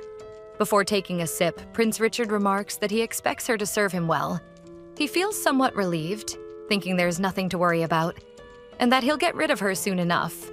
Suddenly, Rosalind abruptly grabs his hand, spilling the tea. He looks at her with a tormented expression, shocked by her rough gesture, stopping him from drinking. Behind them, the maid panics.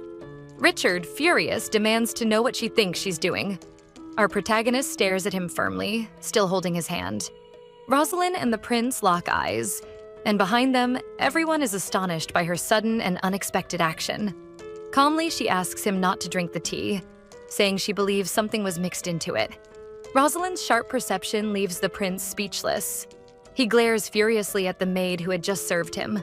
Terrified by his piercing gaze, the maid shrinks back in fear. She stammers that she followed royal protocol. She had even tasted the tea before serving it to him. Besides, everyone knew the prince was immune to poison due to his divine powers, so it made no sense to try to poison him with a simple cup of tea. However, Rosalind notices something odd in her words and asks directly, if he weren't immune to poison, would she still have tried that trick? The question catches the maid completely off guard. The prince realizes that Rosalind has raised a valid point. What if someone had developed a poison so strong that even Richard's divine powers couldn't neutralize it? And Rosalind explains that this was precisely her suspicion. The other attendants say they'll take the maid away for questioning, but she starts to resist violently. Suddenly, she pulls out several knives, her expression turning wild, and prepares to attack. To everyone's shock, she lunges straight at the prince. Blades fly toward Richard. With incredible skill, Rosalind deflects the knives with her sword. Richard is stunned by her speed, realizing he had severely underestimated her abilities. Rosalind charges at the maid, who is too terrified to react quickly. The young servant grabs a nearby tea set and tries to distract Rosalind by throwing it at her. Rosalind quickly analyzes the situation and changes tactics. She blocks the flying objects with precision. It's almost the perfect distraction. The maid is already rushing at the prince again, holding a small dagger. The blade nears Richard's face dangerously close. But before she can strike, something stops her. Rosalind lands a direct knee strike on the maid, preventing any harm from reaching the prince. Everyone watches in stunned silence as Rosalind takes down the attacker with her legs in a flawless, swift motion. Then, she grabs the maid by the uniform. Rosalind looks at the young woman with fierce determination in her eyes, holding a firm grip on her. And she lands a series of blows straight to the maid's face as everyone watches in shock. And in that instant, Richard realizes that Rosalind wouldn't even need a sword to annihilate an enemy if she wanted to. One of the men nearby shouts for Rosalind to stop, saying the maid has already been neutralized. Without saying a word, Rosalind turns to look at him, pausing the beating. Then she nods and calmly says that the woman hasn't been annihilated yet. Richard steps in, ordering Rosalind to keep the maid alive for questioning later. Everyone around them is completely stunned. Upon hearing the prince call her name, Rosalind straightens, her green eyes widening slightly in alertness. He tells her to leave the maid with his men and answer a few of his questions. The knight rises from the floor, releasing the unconscious servant, and walks toward Richard. He asks her how she knew the maid had poisoned his tea. Earlier that day, Shadow Rosalind had sensed something through her heightened sense of smell. She looked around with a serious expression, searching for the source of that scent. She watched closely as the maid calmly served the tea. Then she answers the prince, saying that she smelled blood. And though he can't quite understand how her sense of smell could be that sharp, he praises her perception. Beyond that, Rosalind had indeed seen the maid taste the tea, as royal protocol required, but immediately afterward, the young woman lifted her arm toward her face, turning her head slightly, and then spat the poison into the sleeve of her uniform, proving to Rosalind that she had only pretended to taste the tea. Richard was impressed by the girl's sharp vigilance, admitting he had clearly underestimated her. And without thinking, he grabs the same cup and begins to raise it. He says it's time they discover what was actually mixed in the tea. And Rosalind's eyes widen as she sees him implying he's about to drink from it. He brings the cup close to his lips. And once again, Rosalind surprises everyone, covering his face with her hand and spilling more of the tea. One of the men nearby yells at Rosalind, asking where her manners have gone, and demands that she release both the prince and the cup she's holding. Another man insists that she hand over the cup so they can examine the poison, while the other just panics uselessly. But chaos breaks out when the prince orders her not to give the cup to anyone, and promises to forgive her for climbing on his table if she obeys him. Richard explains that if the poison in that tea is powerful enough to surpass divine powers, how could they possibly hope to detect anything? The men argue that even so, that's no reason for His Highness to taste the tea without understanding the strength of the venom. While they bicker, Rosalind studies the cup intently. The mystical eyes of the shadow within her search to uncover what had been mixed into the drink. Inside the cup, a deadly toxin had been infused with dark magic, making it nearly impossible to detect. She recognizes the same magic from the monsters she once fought in the forest. In the past, Charles had shown her several weapons forged with traces of dark magic. He told her those daggers had been found at the hunting tournament grounds and he'd kept them for safety. Then she explained that the poison wasn't in the weapons, but in the venom they'd been coated with. That explanation had left Charles deep in thought and very surprised. He reasoned that this happened because divine power and dark magic cancel each other out. Divine powers would be useless in a battle against poison created through dark magic. And that must have been why the Empire's priests couldn't heal the wounded. It was as if the neighboring empire had created a secret, highly lethal weapon. As Rosalind holds the cup, she concludes that this is the same substance their enemies used during the hunting tournament. Everyone freezes at her revelation. Richard asks her how she came to that conclusion. Before answering, she recalls Charles's warning not to reveal that she could sense magic. It would make her suspicious. So she needed another explanation. Rosalind thinks for a few moments before replying. She tells the prince she deduced it because dark magic and divine power neutralize each other. One of the men follows the same reasoning and realizes that the poison couldn't be detected or cured because of that. Richard agrees with them. In his thoughts, he feels a deep unease at the idea of a substance unaffected by divine power. Those divine powers were revered throughout the Empire, not only for protecting those born with them, but for healing those in need. But if someone had truly created a weapon that could overcome such power, then not even a prince blessed with divinity would be seen as invincible, nor capable of protecting his people. The authority of the imperial family would be completely nullified, and the faith in the Empire's gods would be utterly destroyed. Exactly what the Black Moon sought to achieve. Richard reflects for a few seconds, running a hand through his hair. He decides it's time to pay a visit to a certain witch. Behind thick iron bars, an enigmatic witch whispers something incomprehensible. Glaring at him with her glowing eyes, she hisses that the time has come. She lets out a wicked laugh, declaring that the Empire is finally about to meet its downfall. Far away, Eddie asks Mia if she's already heard what Lady Rosalind did. Mia says she's already heard. About the assassins, the poison, everything. Eddie remarks that Rosalind is truly skilled, and that if it weren't for her, something terrible might have happened to the prince. Mia says she heard Rosalind deflected every single knife before even taking down the attackers. She was amazing. More than that, there had been at least 8 assassins, and not one of them managed to lay a hand on her. Suddenly, their conversation is interrupted by Rosalind's arrival, leaving them both terribly embarrassed. The two immediately bow respectfully to the knight, greeting her in unison. Rosalind had just arrived, and she brought a surprise for them. She greets them with a serious look, holding wooden swords in her hands. Rosalind recalls that Raymond told her there were many ambitious apprentice knights eager to rise through the ranks of the order. He also told her that they needed to sharpen their swordsmanship if they hoped to advance. Mia and Eddie glance nervously at the wooden swords. Then, Rosalind hands the swords to Mia and Eddie, ready to test their skills before starting their training.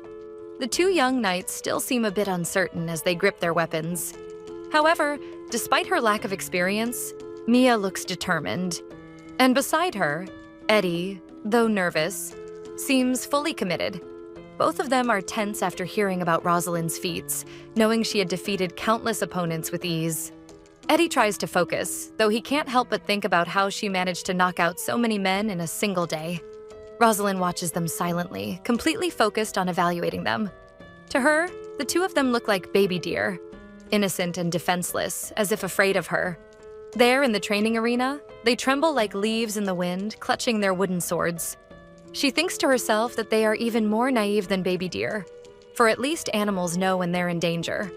If they keep this up, they could seriously hurt themselves. Finally, Rosalind ends the test and declares that she's seen enough for the day. The two youngsters look terribly nervous, unsure whether they did well or not. Rosalind tells them with a grave expression that they did very, very poorly. Looking at them, she sees two baby deer completely crushed by defeat. The knight lets out a small sigh. Then she declares that from that moment on, she'll start attacking them both. Mia and Eddie stare at her, confused, still disoriented from the physical strain. Rosalind gazes at them with an intimidating look and says that from now on, from the moment they wake up until the moment they go to sleep, she might attack them at any time.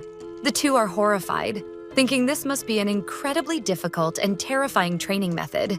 The young apprentices are terrified, wondering if she intends to annihilate them. Far away, gas lamps flicker through the darkness. Prince Richard, his assistant, and a soldier descend a long staircase leading into the shadowy dungeons of the palace. The brown-haired assistant raises his hand in concern, asking the prince why he needs to come down here personally. The others remain silent. Finally, Richard replies that he doesn't intend to wait months for answers to his pressing questions, which clearly unsettles the young man. The assistant gives a nervous smile, realizing the prince is far too impatient for his own good. He hears eerie voices calling to them in the darkness. The prince walks forward seriously, unfazed by the ghostly whispers. He notices that the solitary cell lies deeper than the rest of the dungeons. The young assistant grows increasingly uneasy, especially knowing the prince is about to face such a dangerous prisoner confined here. The soldier bangs his sword against the thick bars, and behind them stands a mysterious woman. Richard steps forward boldly toward the prisoner. The woman, in terrible condition, begins making strange sounds. She moves within the cell, the chains around her clanking metallically. Suddenly, she grabs one of the iron bars, revealing sharp, claw-like nails. The woman, more beast than human, stares at the prince with eerie white eyes and hisses that such a scent could only belong to someone with divine power. Richard tells the woman he came down here to see her. She was once the slave of Crayon Tidanian. He asks, with a hint of irony, if she's enjoying her stay. The terrifying woman says he must be Prince Richard. She can tell by that dreadful smell. Suddenly, she tries to grab him, forcing her hands with long claws through the bars. The prince's assistant panics, but Richard tells him to stay calm, saying she has a terrible habit of doing things like that. With a wicked smile, the woman tries to provoke him, asking if his brother Stephen had fought with him again. What a baby. Was that why he had come here? As he pulls a mysterious vial from beneath his cloak, Richard remarks that she still knows how to get on people's nerves. He hands her the small vial containing a strange liquid. The woman looks at the vial, swirling the contents slightly. He says it's a gift for her, and at last we learn that the woman's name is Karen. She opens the small vial. From the smell, she deduces it's a tea brewed with the bitter leaves of the Lienta region. She says Richard has refined taste. The prince replies that she knows her own potions well. She brings the vial closer to her face, analyzing it carefully. Surprised by what else she detects within the liquid, Karen bursts into laughter from her great discovery. Richard realizes she must have recognized the poison infused in it. She's a powerful witch, capable of detecting even the faintest traces of magic. After assessing the situation, the prince understands that Rosalind had been right about everything. Cackling darkly, Karen says the light of the Empire fades more each day, and that they don't stand a chance against what has been created. The sorceress claims that with this new gift from the darkness, absolute chaos will reign, something the people of the Empire have never seen before. Richard impatiently asks if she's finished. It's hard to think when she tends to ramble so much. Annoyed by the interruption, she finally reveals that there is dark magic in the poison. The prince thanks her for the short version. He turns to leave, saying they're done here, but the witch keeps muttering nonsense from inside her cell. He walks away, trying not to listen to the evil prophecies she continues to chant. At last, Karen shouts that he can resist all he wants. It will all be useless. Once again, gripping the prison bars, she hisses, asking if he'll be able to resist the darkness. For a moment, Richard turns back after hearing her words, but his assistant insists that they leave immediately. That night, on his balcony, the prince reflects on the question the witch had asked in the dungeon. Could he truly bring back the White Knight with only the god's presence? Troubled by the thought, he stares at the wine in his delicate glass. As the drink shimmers under the moonlight, he reflects on the White Knight. He recalls the Black Moon and the White Knight, once powerful beliefs within the Empire, now nothing more than children's fairy tales. On the day the divine powers of the Goddess of Light reached their peak, the God of Darkness emerged from the shadows of the night. A white light of blessings, brighter than any other light, enveloped the world. It blessed the earth with the gift of life, driving the dark powers to the far corners of the heavens. Thus began the era of the White Knight. Driven away from the light, Crayon Tidanian, the goddess of darkness, took refuge in the moon, which became darkened by her presence. And there she waited for the right time. Only a few members of the royal family knew the truth of the White Knight. What could Karen possibly know to have said such things? Then, something rustles in the bushes, catching Richard's attention. And suddenly, something startles him, leaving him frozen in place. Landing skillfully on the balcony, Rosalind emerges from the foliage. Richard demands to know what she's doing there. She simply replies that she's standing guard at the palace. The prince finds that strange, since her shift was only during the day. The young woman begins pulling something rather odd and says to him that he looks down in disgust at what she's thrown on the floor. Rosalind finishes her sentence, explaining that assassins don't care what time her shift is. Still stunned by Rosalind's quick thinking, the Imperial soldiers drag the captured assassin down to the dungeons. As they listen to the men walk away, Richard and Rosalind overhear them whispering, wondering what she was doing there at such an hour. Richard's expression turns serious and hesitant. Then he calls for Rosalind. Now we see the prince's royal chambers. The man swirls a delicate glass of wine in his hand. He invites Rosalind to sit, thinking how interesting the shift in their dynamic has become. Nothing like one day after another. Richard elegantly pours her a glass of wine and offers it to her. At first, she refused, but he insists that she try it. When their hands touched, the prince felt something different. Rosalind looks at the drink with slight curiosity, swirling the wine gently. Richard finds it peculiar how relaxed she seems, drinking wine with a prince in the royal chambers in the middle of the night. He tries to push those thoughts away and pours a little more into her glass. The prince carefully sets his own glass down on the table. Then something catches Rosalind's attention. Suddenly, and with a bit more force than intended, the young woman clinks her glass against the prince's. He's startled by the gesture, watching as the delicate glasses tremble under her strength. Richard is intrigued, wondering how she could so casually toast glasses with a prince. Such a formal act. She remembers her brother, who had unintentionally forgotten to teach her certain rules of etiquette. But she's quite proud of her toast, and the wine sits well with her. Richard thinks that her boldness is still better than her climbing on his table. The man reflects on how amnesia can change a person's life. He notices clearly how her demeanor has changed, though she still wears the same expression she had on the day of her promotion. Rosalind's deep green eyes shine like emeralds, yet they carry a quiet sadness. In the past, Richard had ordered Rosalind to stay away from him. Furious, he hurled things aside, shattering several objects nearby. He demanded to know what she was doing there. Humbly, Rosalind knelt on the floor and said she was there to protect him. With tears in her eyes, she said she would protect him forever. It was a promise. He looked at her with both pain and disgust. Richard's face twisted in anger, his teeth clenched. Consumed by rage, he shouted, "Who did she think she was to protect him, when she couldn't even protect her own little sister?" Kneeling, Rosalind didn't react at all. Back in the present, the prince silently stares at his reflection in the wine. After so many years, there she is again. In the same room with the same man who once expelled her from the Order of Knights. Ah, the wonders of memory loss. The two remain quiet for a moment, gazing at their wine. He keeps wondering how she can still have the same eyes from all those years ago. And how could she still be so determined to protect him after everything they had been through? After several bottles of wine, he finally gives up, collapsing onto the table and asking how she isn't drunk yet. Rosalind stands and looks at the prince, now unconscious. Carefully, she lifts the man into her arms. Laying Richard on the bed, he lets out a few sleepy groans. She covers him with a blanket and steps away, letting him rest in his dreams. Before she can leave completely, she hears him murmur something. He asks her why she insists on staying by his side. But before she can answer, the prince is already far away, lost in the realm of dreams. Without saying a word, Rosalind watches him sleep for a moment. The shadow within her remembers the promise she made before Rosalind passed away. Then, she softly tells the sleeping prince that she had promised to protect him. Far away, in another palace, a vase shatters against the floor, and someone can be heard shouting insults. Stephen covers his face with one hand. The young blonde man is having a fit, repeating the words, "poison infused with dark magic." His gaze is terrifying.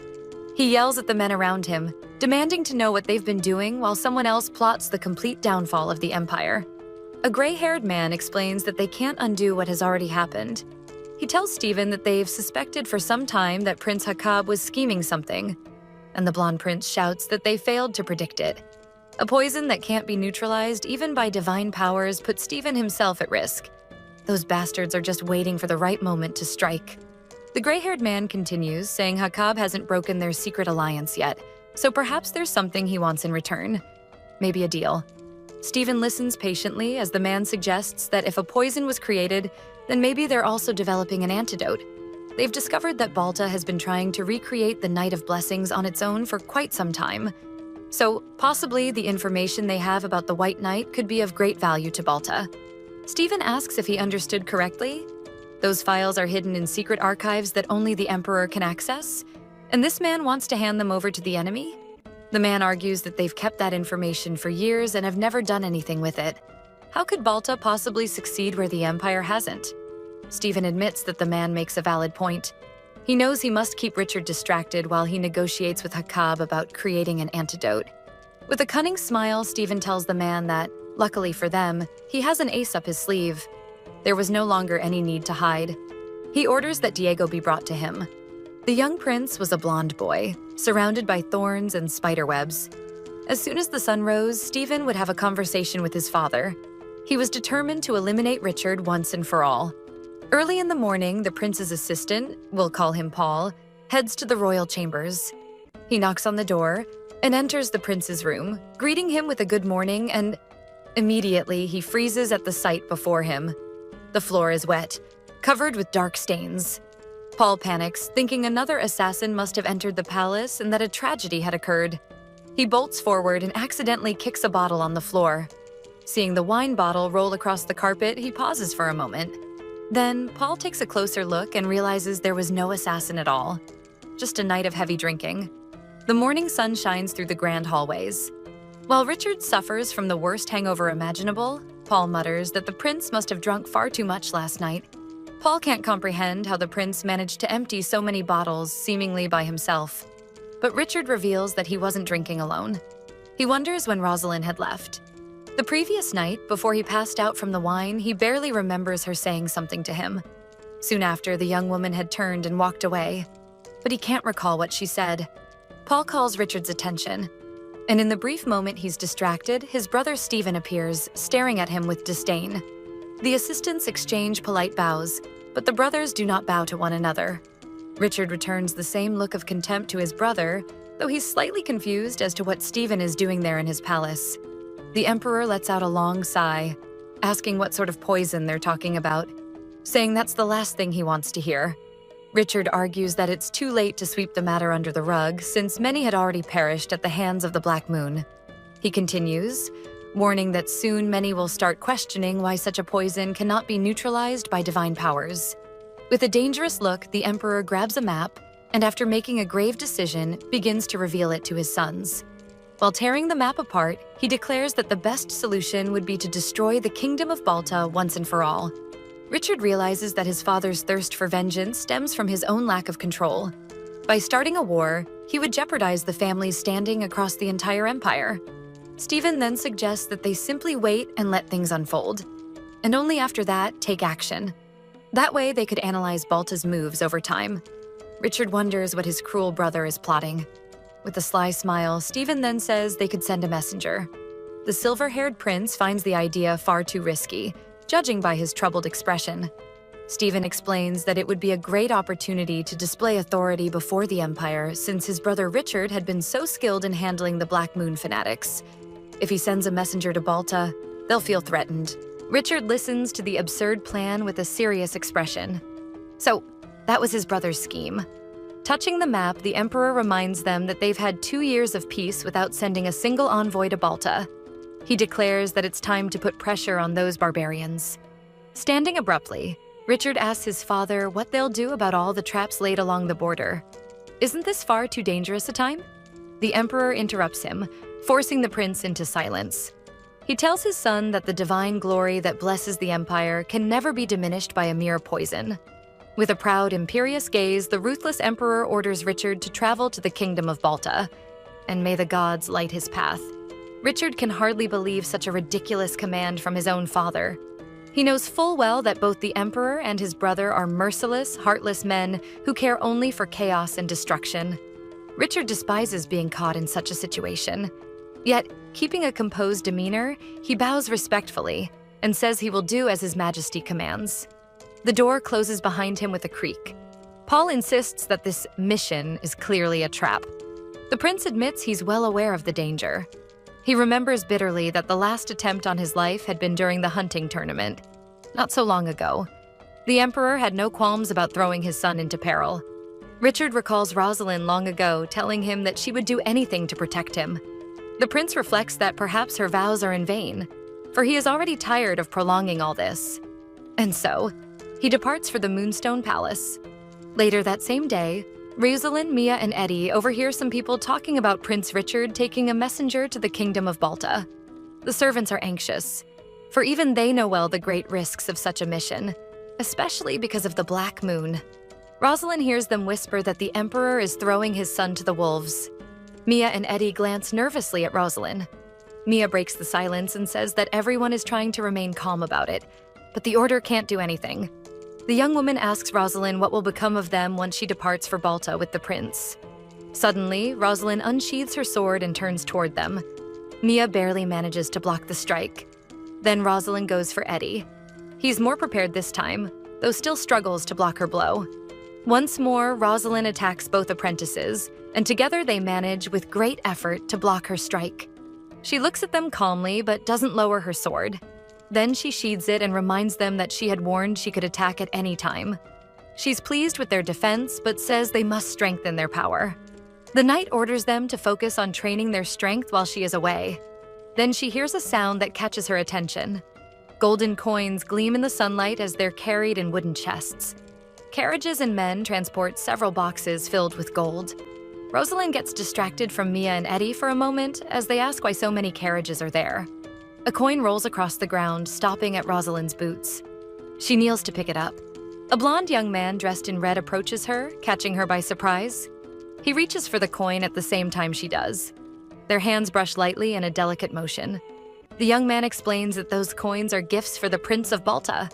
Rosalind looks at him, fascinated. With a bright smile, he says it's been a long time since they've seen each other. He greets her politely, but Rosalind is speechless before him. Behind her, she notices Mia and Eddie bowing deeply in reverence. The young man then invites her to take a short walk with him. Admiring the cherry trees, he happily remarks how beautifully they're blooming. Rosalind realizes that this young man is Diego, one of the Empire's princes. Yet the shadow within her has no memory of who he is to Rosalind. The young man gazes at the cherry blossoms as petals drift through the air. He turns to her, his golden hair and amber eyes shining under the light. Diego says with cheerful warmth that he's glad to see her well, for he was deeply worried after hearing about her accident. Rosalind thanks him for his kindness. He tells her he heard she joined Richard's personal guard and will soon be traveling to Balta. She nods in confirmation. A bit shyly, the young prince admits he's happy she'll be joining the expedition since he doesn't know anyone else going. She asks if he too is going to Balta, and he confirms, saying he's met Prince Hakab a few times but only briefly. In the garden, a gentle breeze carries the falling petals. Diego steps closer to Rosalind, but she doesn't move. He begins to say there's something he'd like to reaffirm. He confesses how worried he's been about her all this time, his amber eyes shining with emotion. The shadow within her notices he's stopped calling her Lady. Could that mean they were close once? Then, a delicate petal falls onto Rosalind's nose. Diego chuckles softly at the sight. He reaches out and gently brushes the petal from her face, his fingers grazing her skin. freezing her in place. She's caught off guard, not knowing how to react. She thanks him, but her indifferent tone surprises him.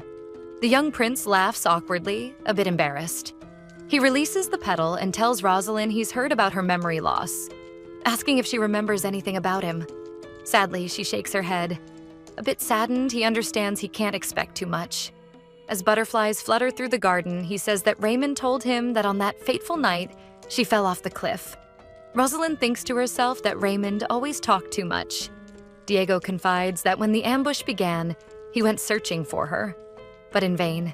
He never imagined she could have wandered so far from the camp. Rosalind asks if the cliff was really that far away. He tells her it was far to the north, in the opposite direction. That's why it was so difficult to find her. Diego asks for her forgiveness for not being able to find her that terrible day. He says he wished he could have visited her sooner, but he couldn't. He smiles again, truly happy to see her well. Though her expression remains calm and distant, she notices how cheerful and gentle he is. She tries to smile back, thinking perhaps it will please him. And then Rosalind gives him a beautiful smile, thanking him for worrying about her. His golden eyes widen at her gratitude.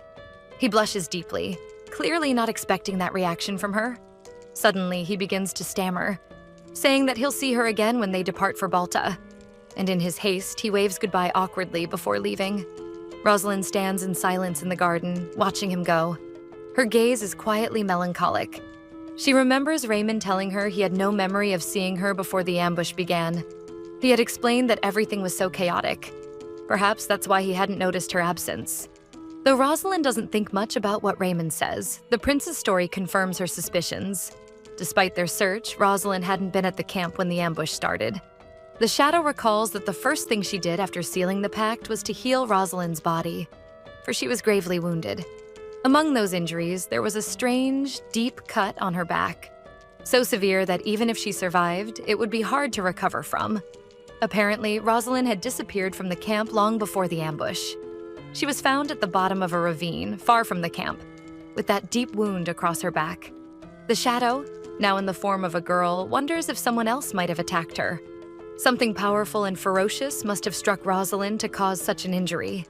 Back in the present, Charles strolls idly through the garden. He's suddenly startled when his sister, or rather her shadow, calls his name. He turns to her with great joy. His green eyes shine in surprise.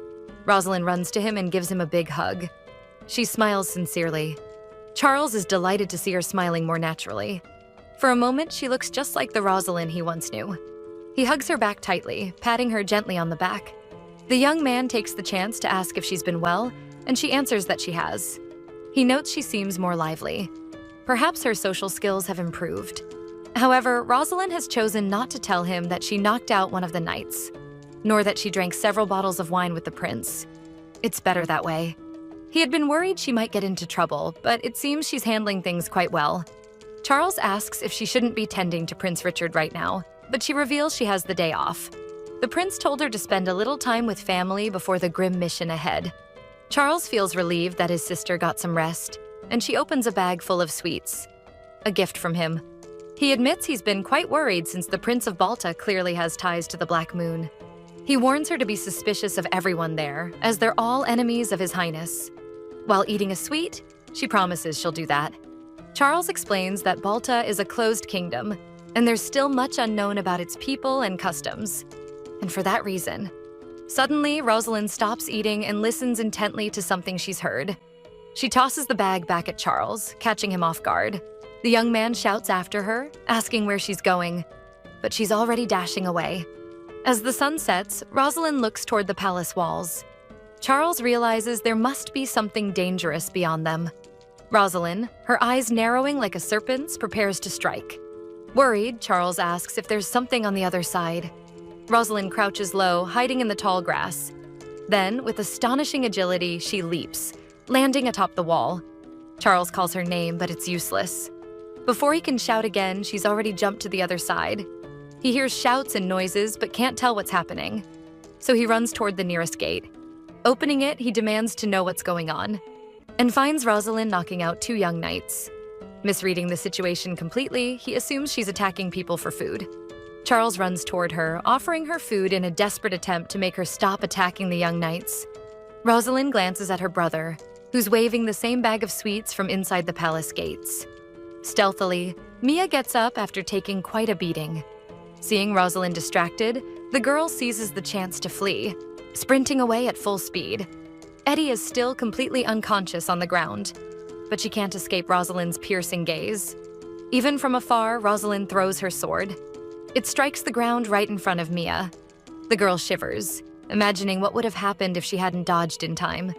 She collapses to the ground, gasping after the shock, as Rosalind walks calmly toward her. The knight bends down to retrieve her sword, and it feels as if Mia's very soul has left her body. Rosalind tells her and Eddie that once again they failed the test. She explains that they should have heard her climbing the wall, to which Mia responds that they did hear something but didn't know what it was.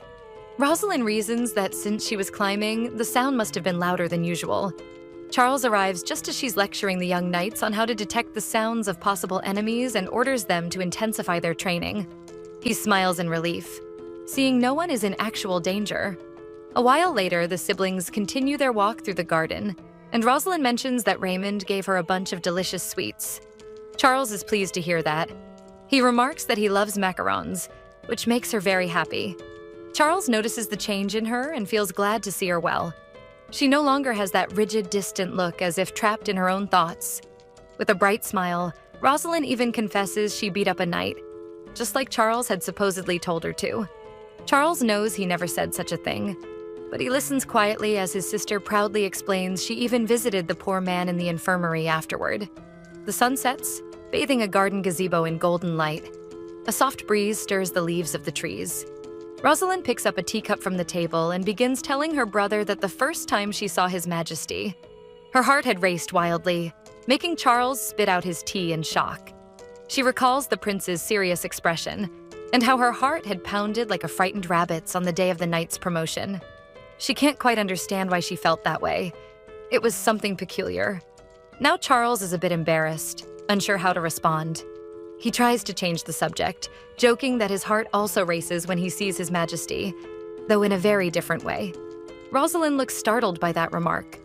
Charles clears his throat, steering the conversation back on track. As he mentioned earlier, he's deeply worried about her upcoming expedition to Balta. Rosalind listens attentively. Her brother can't shake the feeling of anxiety since she survived the cliff accident. He knows she'll always be exposed to danger, no matter where she is. Rosalind calls his name after noticing he's lost in thought. He imagines himself begging her to stay with her family. He's already lost his sister once. Does she really need to live such a perilous life? But he knows that, despite coming there to dissuade her, this is the life she chose. Then Charles looks at her. Seeing how happy she is with her apprentices, how much they adore her, something in him changes. Despite the dangers ahead, Rosalind looks genuinely content with her new life. He simply asks her to come back home safe when it's all over. Charles lovingly promises to cook all her favorite dishes when she returns. She winks and promises to come back in one piece. Rosalind pats her brother's head, calling him a good boy. He remembers how much he's always admired her unwavering dedication to her convictions, and he doesn't want to stand in her way. It's time for Rosalind to return to the prince's guard. She asks if he'd like to say goodbye to Richard, but Charles refuses immediately. That night, heavy rain pours through the forest. Rosalind dashes through the woods, brushing past branches and dense foliage. As she runs desperately, only one thought fills her mind. She has to tell him. She stops abruptly, raising her lantern to light the darkness around her. She must tell him about what she witnessed. There's no time to waste. Rosalind's heart pounds as rain drenches her armor. The young woman keeps running through the storm, her metal armor slicing through the wet grass. Haunted by what she saw, she knows she must protect him at all costs. Suddenly, she steps on a slick stone and finds herself at the edge of a massive cliff. She was deeply shaken, trying to think how she could escape that dead end. Suddenly, a sharp pain sears across her back, forcing her to her knees. When she turns around, her soaked cape is covered in red stains. The determined young woman knows she can't waste time. She must return and find the camp. Then, a massive explosion erupts behind the trees, startling her. She wonders if they've already caught up to her. But before she can react, the rocks beneath her crumble, and she slips over the cliff's edge. And so, Rosalind fell to her fate. That night marked the beginning of our heroine's story. The shadow inside Rosalind's body awakens, startled by the surge of memories. Rosalind hides among the leaves, panting and enraged. She wonders if those were Rosalind's final memories in life. That night, the girl could never have imagined she would meet her destiny. Could she have known beneath that storm how precious those memories would become? Rosalind, even just a shadow of her former self, weeps as she envisions the girl's life. Sometime later in the Empire, it's time for celebration. Crowds have gathered for the occasion. The Grand Palace, shining under daylight, is filled with people. Along the imperial city streets, a procession of knights marches toward the kingdom of Balta. Rosalind, in her gleaming armor, remains alert for any suspicious movement in the crowd. The townspeople cheer for the knights and Prince Richard's convoy, wishing him success on his journey. Far away, someone grips a wine glass tightly. Stephen watches the people celebrating Richard's expedition with disdain, wondering what on earth they're thinking. He mutters that his brother is such an arrogant bore, even when leaving. Moments earlier, he had falsely wished his brother a good adventure, knowing Richard could see through his lies. Richard, with a sly smile, had said he was determined to bring back all the proof needed to show the poison came from Balta. Stephen throws the glass to the floor, spilling the wine everywhere. Furious, he curses his brother. That insolent worm. He turns to leave, telling his aide there can be no mistakes this time. None of it would matter if Richard returned alive. Stephen gives the man a wicked glare and orders him to follow instructions at any cost. He wants to see that arrogant smile wiped from his brother's face. Meanwhile, Richard travels with confidence. Though he finds the mission absurd, he believes it could yield valuable results. The knights set up camp deep in the forest. One of them remarks to the prince that he's glad the weather is holding, since the rain might delay their plans. Richard is pleased. That means they can make faster progress. But their journey so far seems too peaceful. Something makes the prince uneasy. He's sure Stephen must have planted assassins or traps along the road from the capital. Yet nothing has happened, and they've nearly reached the border. It isn't like Stephen to stay quiet or act cautiously. Richard suspects the real battle will begin on their return trip. For whatever reason, he's relieved nothing serious has happened yet. Then Paul calls the prince over for a moment. The knight advises him to stay hydrated even in the forest, since Balta's air is dry and thin. Richard worries if they have enough water to continue, but Paul explains that Rosalind found a nearby stream. He asks if it's drinkable. They can't afford to fall ill. Though skeptical, Paul tells him Rosalind said the stones filtered it clean enough to drink. Richard wonders how a lady of noble birth would know such a thing. He supposes she must have learned a few tricks during her night training, though finding a fresh source so quickly seems unlikely.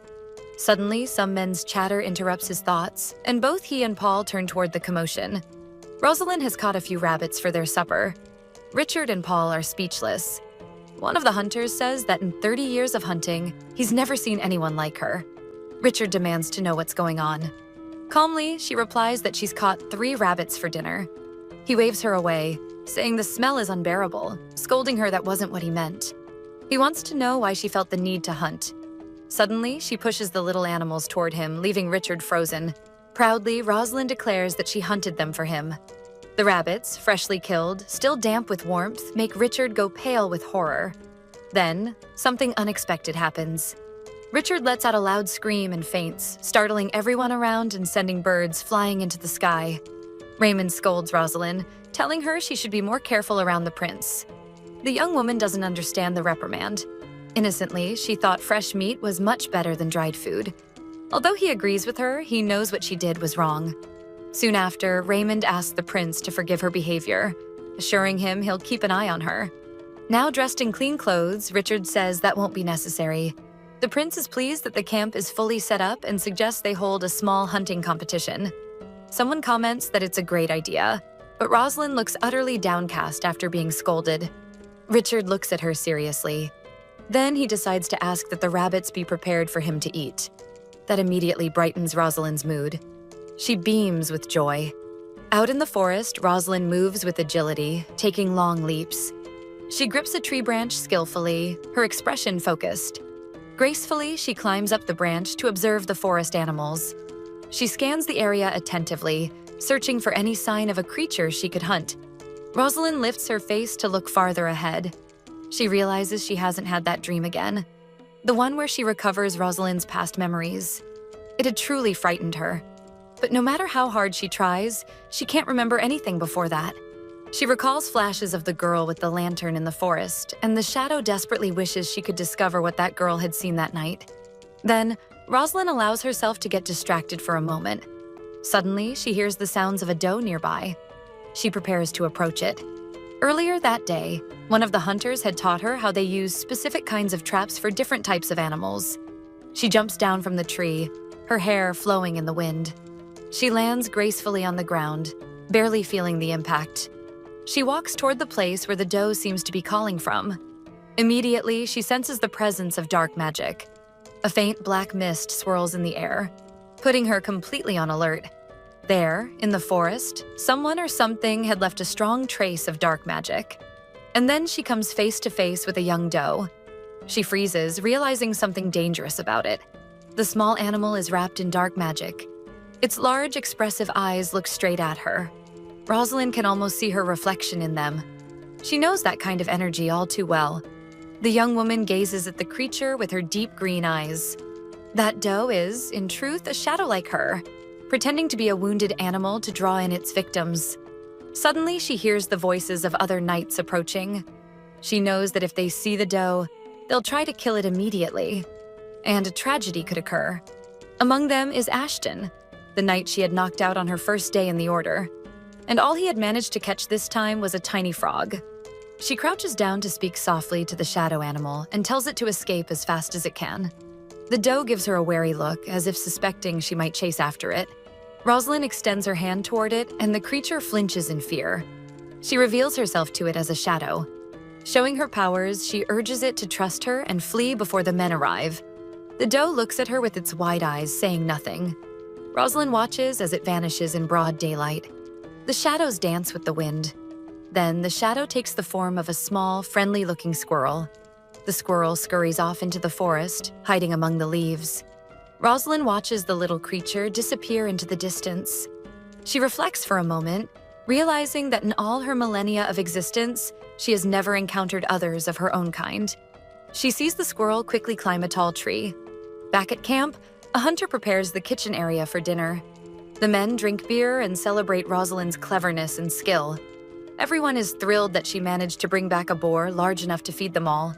Ashton shyly holds up the tiny frog he caught, amazed by what she managed to hunt. All the knights of the order think Rosalind is a remarkable woman. Meanwhile, she takes a moment to relax with a drink. Delicious meats are cooked that night. Different cuts roast over the fire, filling the air with a mouth-watering aroma. One perfectly roasted piece of meat is seasoned with rosemary, tomatoes, and parsley. A skilled cook with beautiful green hair prepares a special dish. Rosalind is stunned by how beautiful the meal looks. The meat appears juicy and tender, and the vegetables perfectly grilled. The young woman has done her best to cook with ingredients gathered from the wild. Everyone eagerly awaits Rosalind's meal. She takes a big bite of the meat with great enthusiasm. The cook asks what she thinks, and Rosalind, impressed, says everything tastes delicious. Then the young woman begins to talk about all the spices, preparation methods, and culinary curiosities, none of which Rosalind truly understands, but she enjoys listening anyway. Rosalind tells the young woman with green hair, whose name is Hallie, that it's the best food she's ever had in her life. All the girls burst into laughter, delighted by Rosalind's compliment. Richard watches the conversation and laughter of the women from a distance.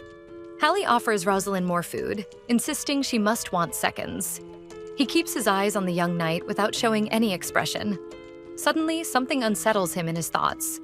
He feels like an awkward teenager again. Without understanding why, the prince keeps remembering that night when he drank several bottles of wine with Rosalind. Even if he won't admit it, we can imagine that moment meant something special to him. However, the young woman doesn't seem to have attached the same importance to it. His gaze then shifts to Diego. The young blonde prince sits alone, seemingly distracted. Another bashful boy around women. His delicate features and golden eyes clearly mark him as family. Richard wonders who he might be looking at. He turns to find out. Diego's gaze is fixed on Rosalind, who's surrounded by the expedition's young women, happily eating more and more meat. Richard tries to decipher the meaning of that lingering look. And silently, he begins to think. Night falls over the camp. The forest calm and seemingly safe. The knights on guard duty wonder where Rosalind might be. and one of them guesses she's probably keeping watch from a tree nearby. He's right. The young woman is peacefully dozing on a branch. Suddenly, something slowly awakens her, and she reaches for her sword. Rosalind's eyes snap open. Before her stands the little shadow squirrel she encountered earlier that day. The tiny creature approaches as if trying to speak, but it squeaks in squirrel language, impossible for Rosalind to understand. She explains that she's never eaten squirrel before, so she doesn't understand what it's saying. The squirrel backs away, giving up on communication, and decides to change form. But Rosalind has a quick idea. Assessing the situation, she realizes they're far enough from the tents. She removes the cloak she was wearing and throws it over the squirrel just as it begins to transform. A few soft groans follow. Orange strands of hair peek from beneath the cloak as it starts to move. A beautiful woman emerges, complaining about how fragile human bodies are. With bright blue eyes, the shadow creature asks if Rosalind can finally understand her now. She mutters that living as an animal in the forest is far better. Rosalind is in shock. She remembers how hard it was for her to learn to form human words. She began by mimicking what she heard the servants saying. Rosalind notices that the shadow woman can articulate speech as well as a human. The fair-haired woman insists it's nothing special. Then she reveals that she once lived for years with an old woman who thought she was her granddaughter, allowing her to feed and learn the human tongue. The shadow woman asks Rosalind how she's managing to live among humans. Was it permanent? Uncomfortable? She continues, saying that their kind was meant to stay away from humans. Or does Rosalind feel differently? Rosalind remembers clearly how she used to avoid humans when she lived as a shadow in the forest. She was never afraid of the monsters she encountered, always disguising herself perfectly. But whenever she saw a human, she ran as fast as she could. Even when she disguised herself as a little girl, she would still flee. The shadow woman asks what, or who, she was always running from.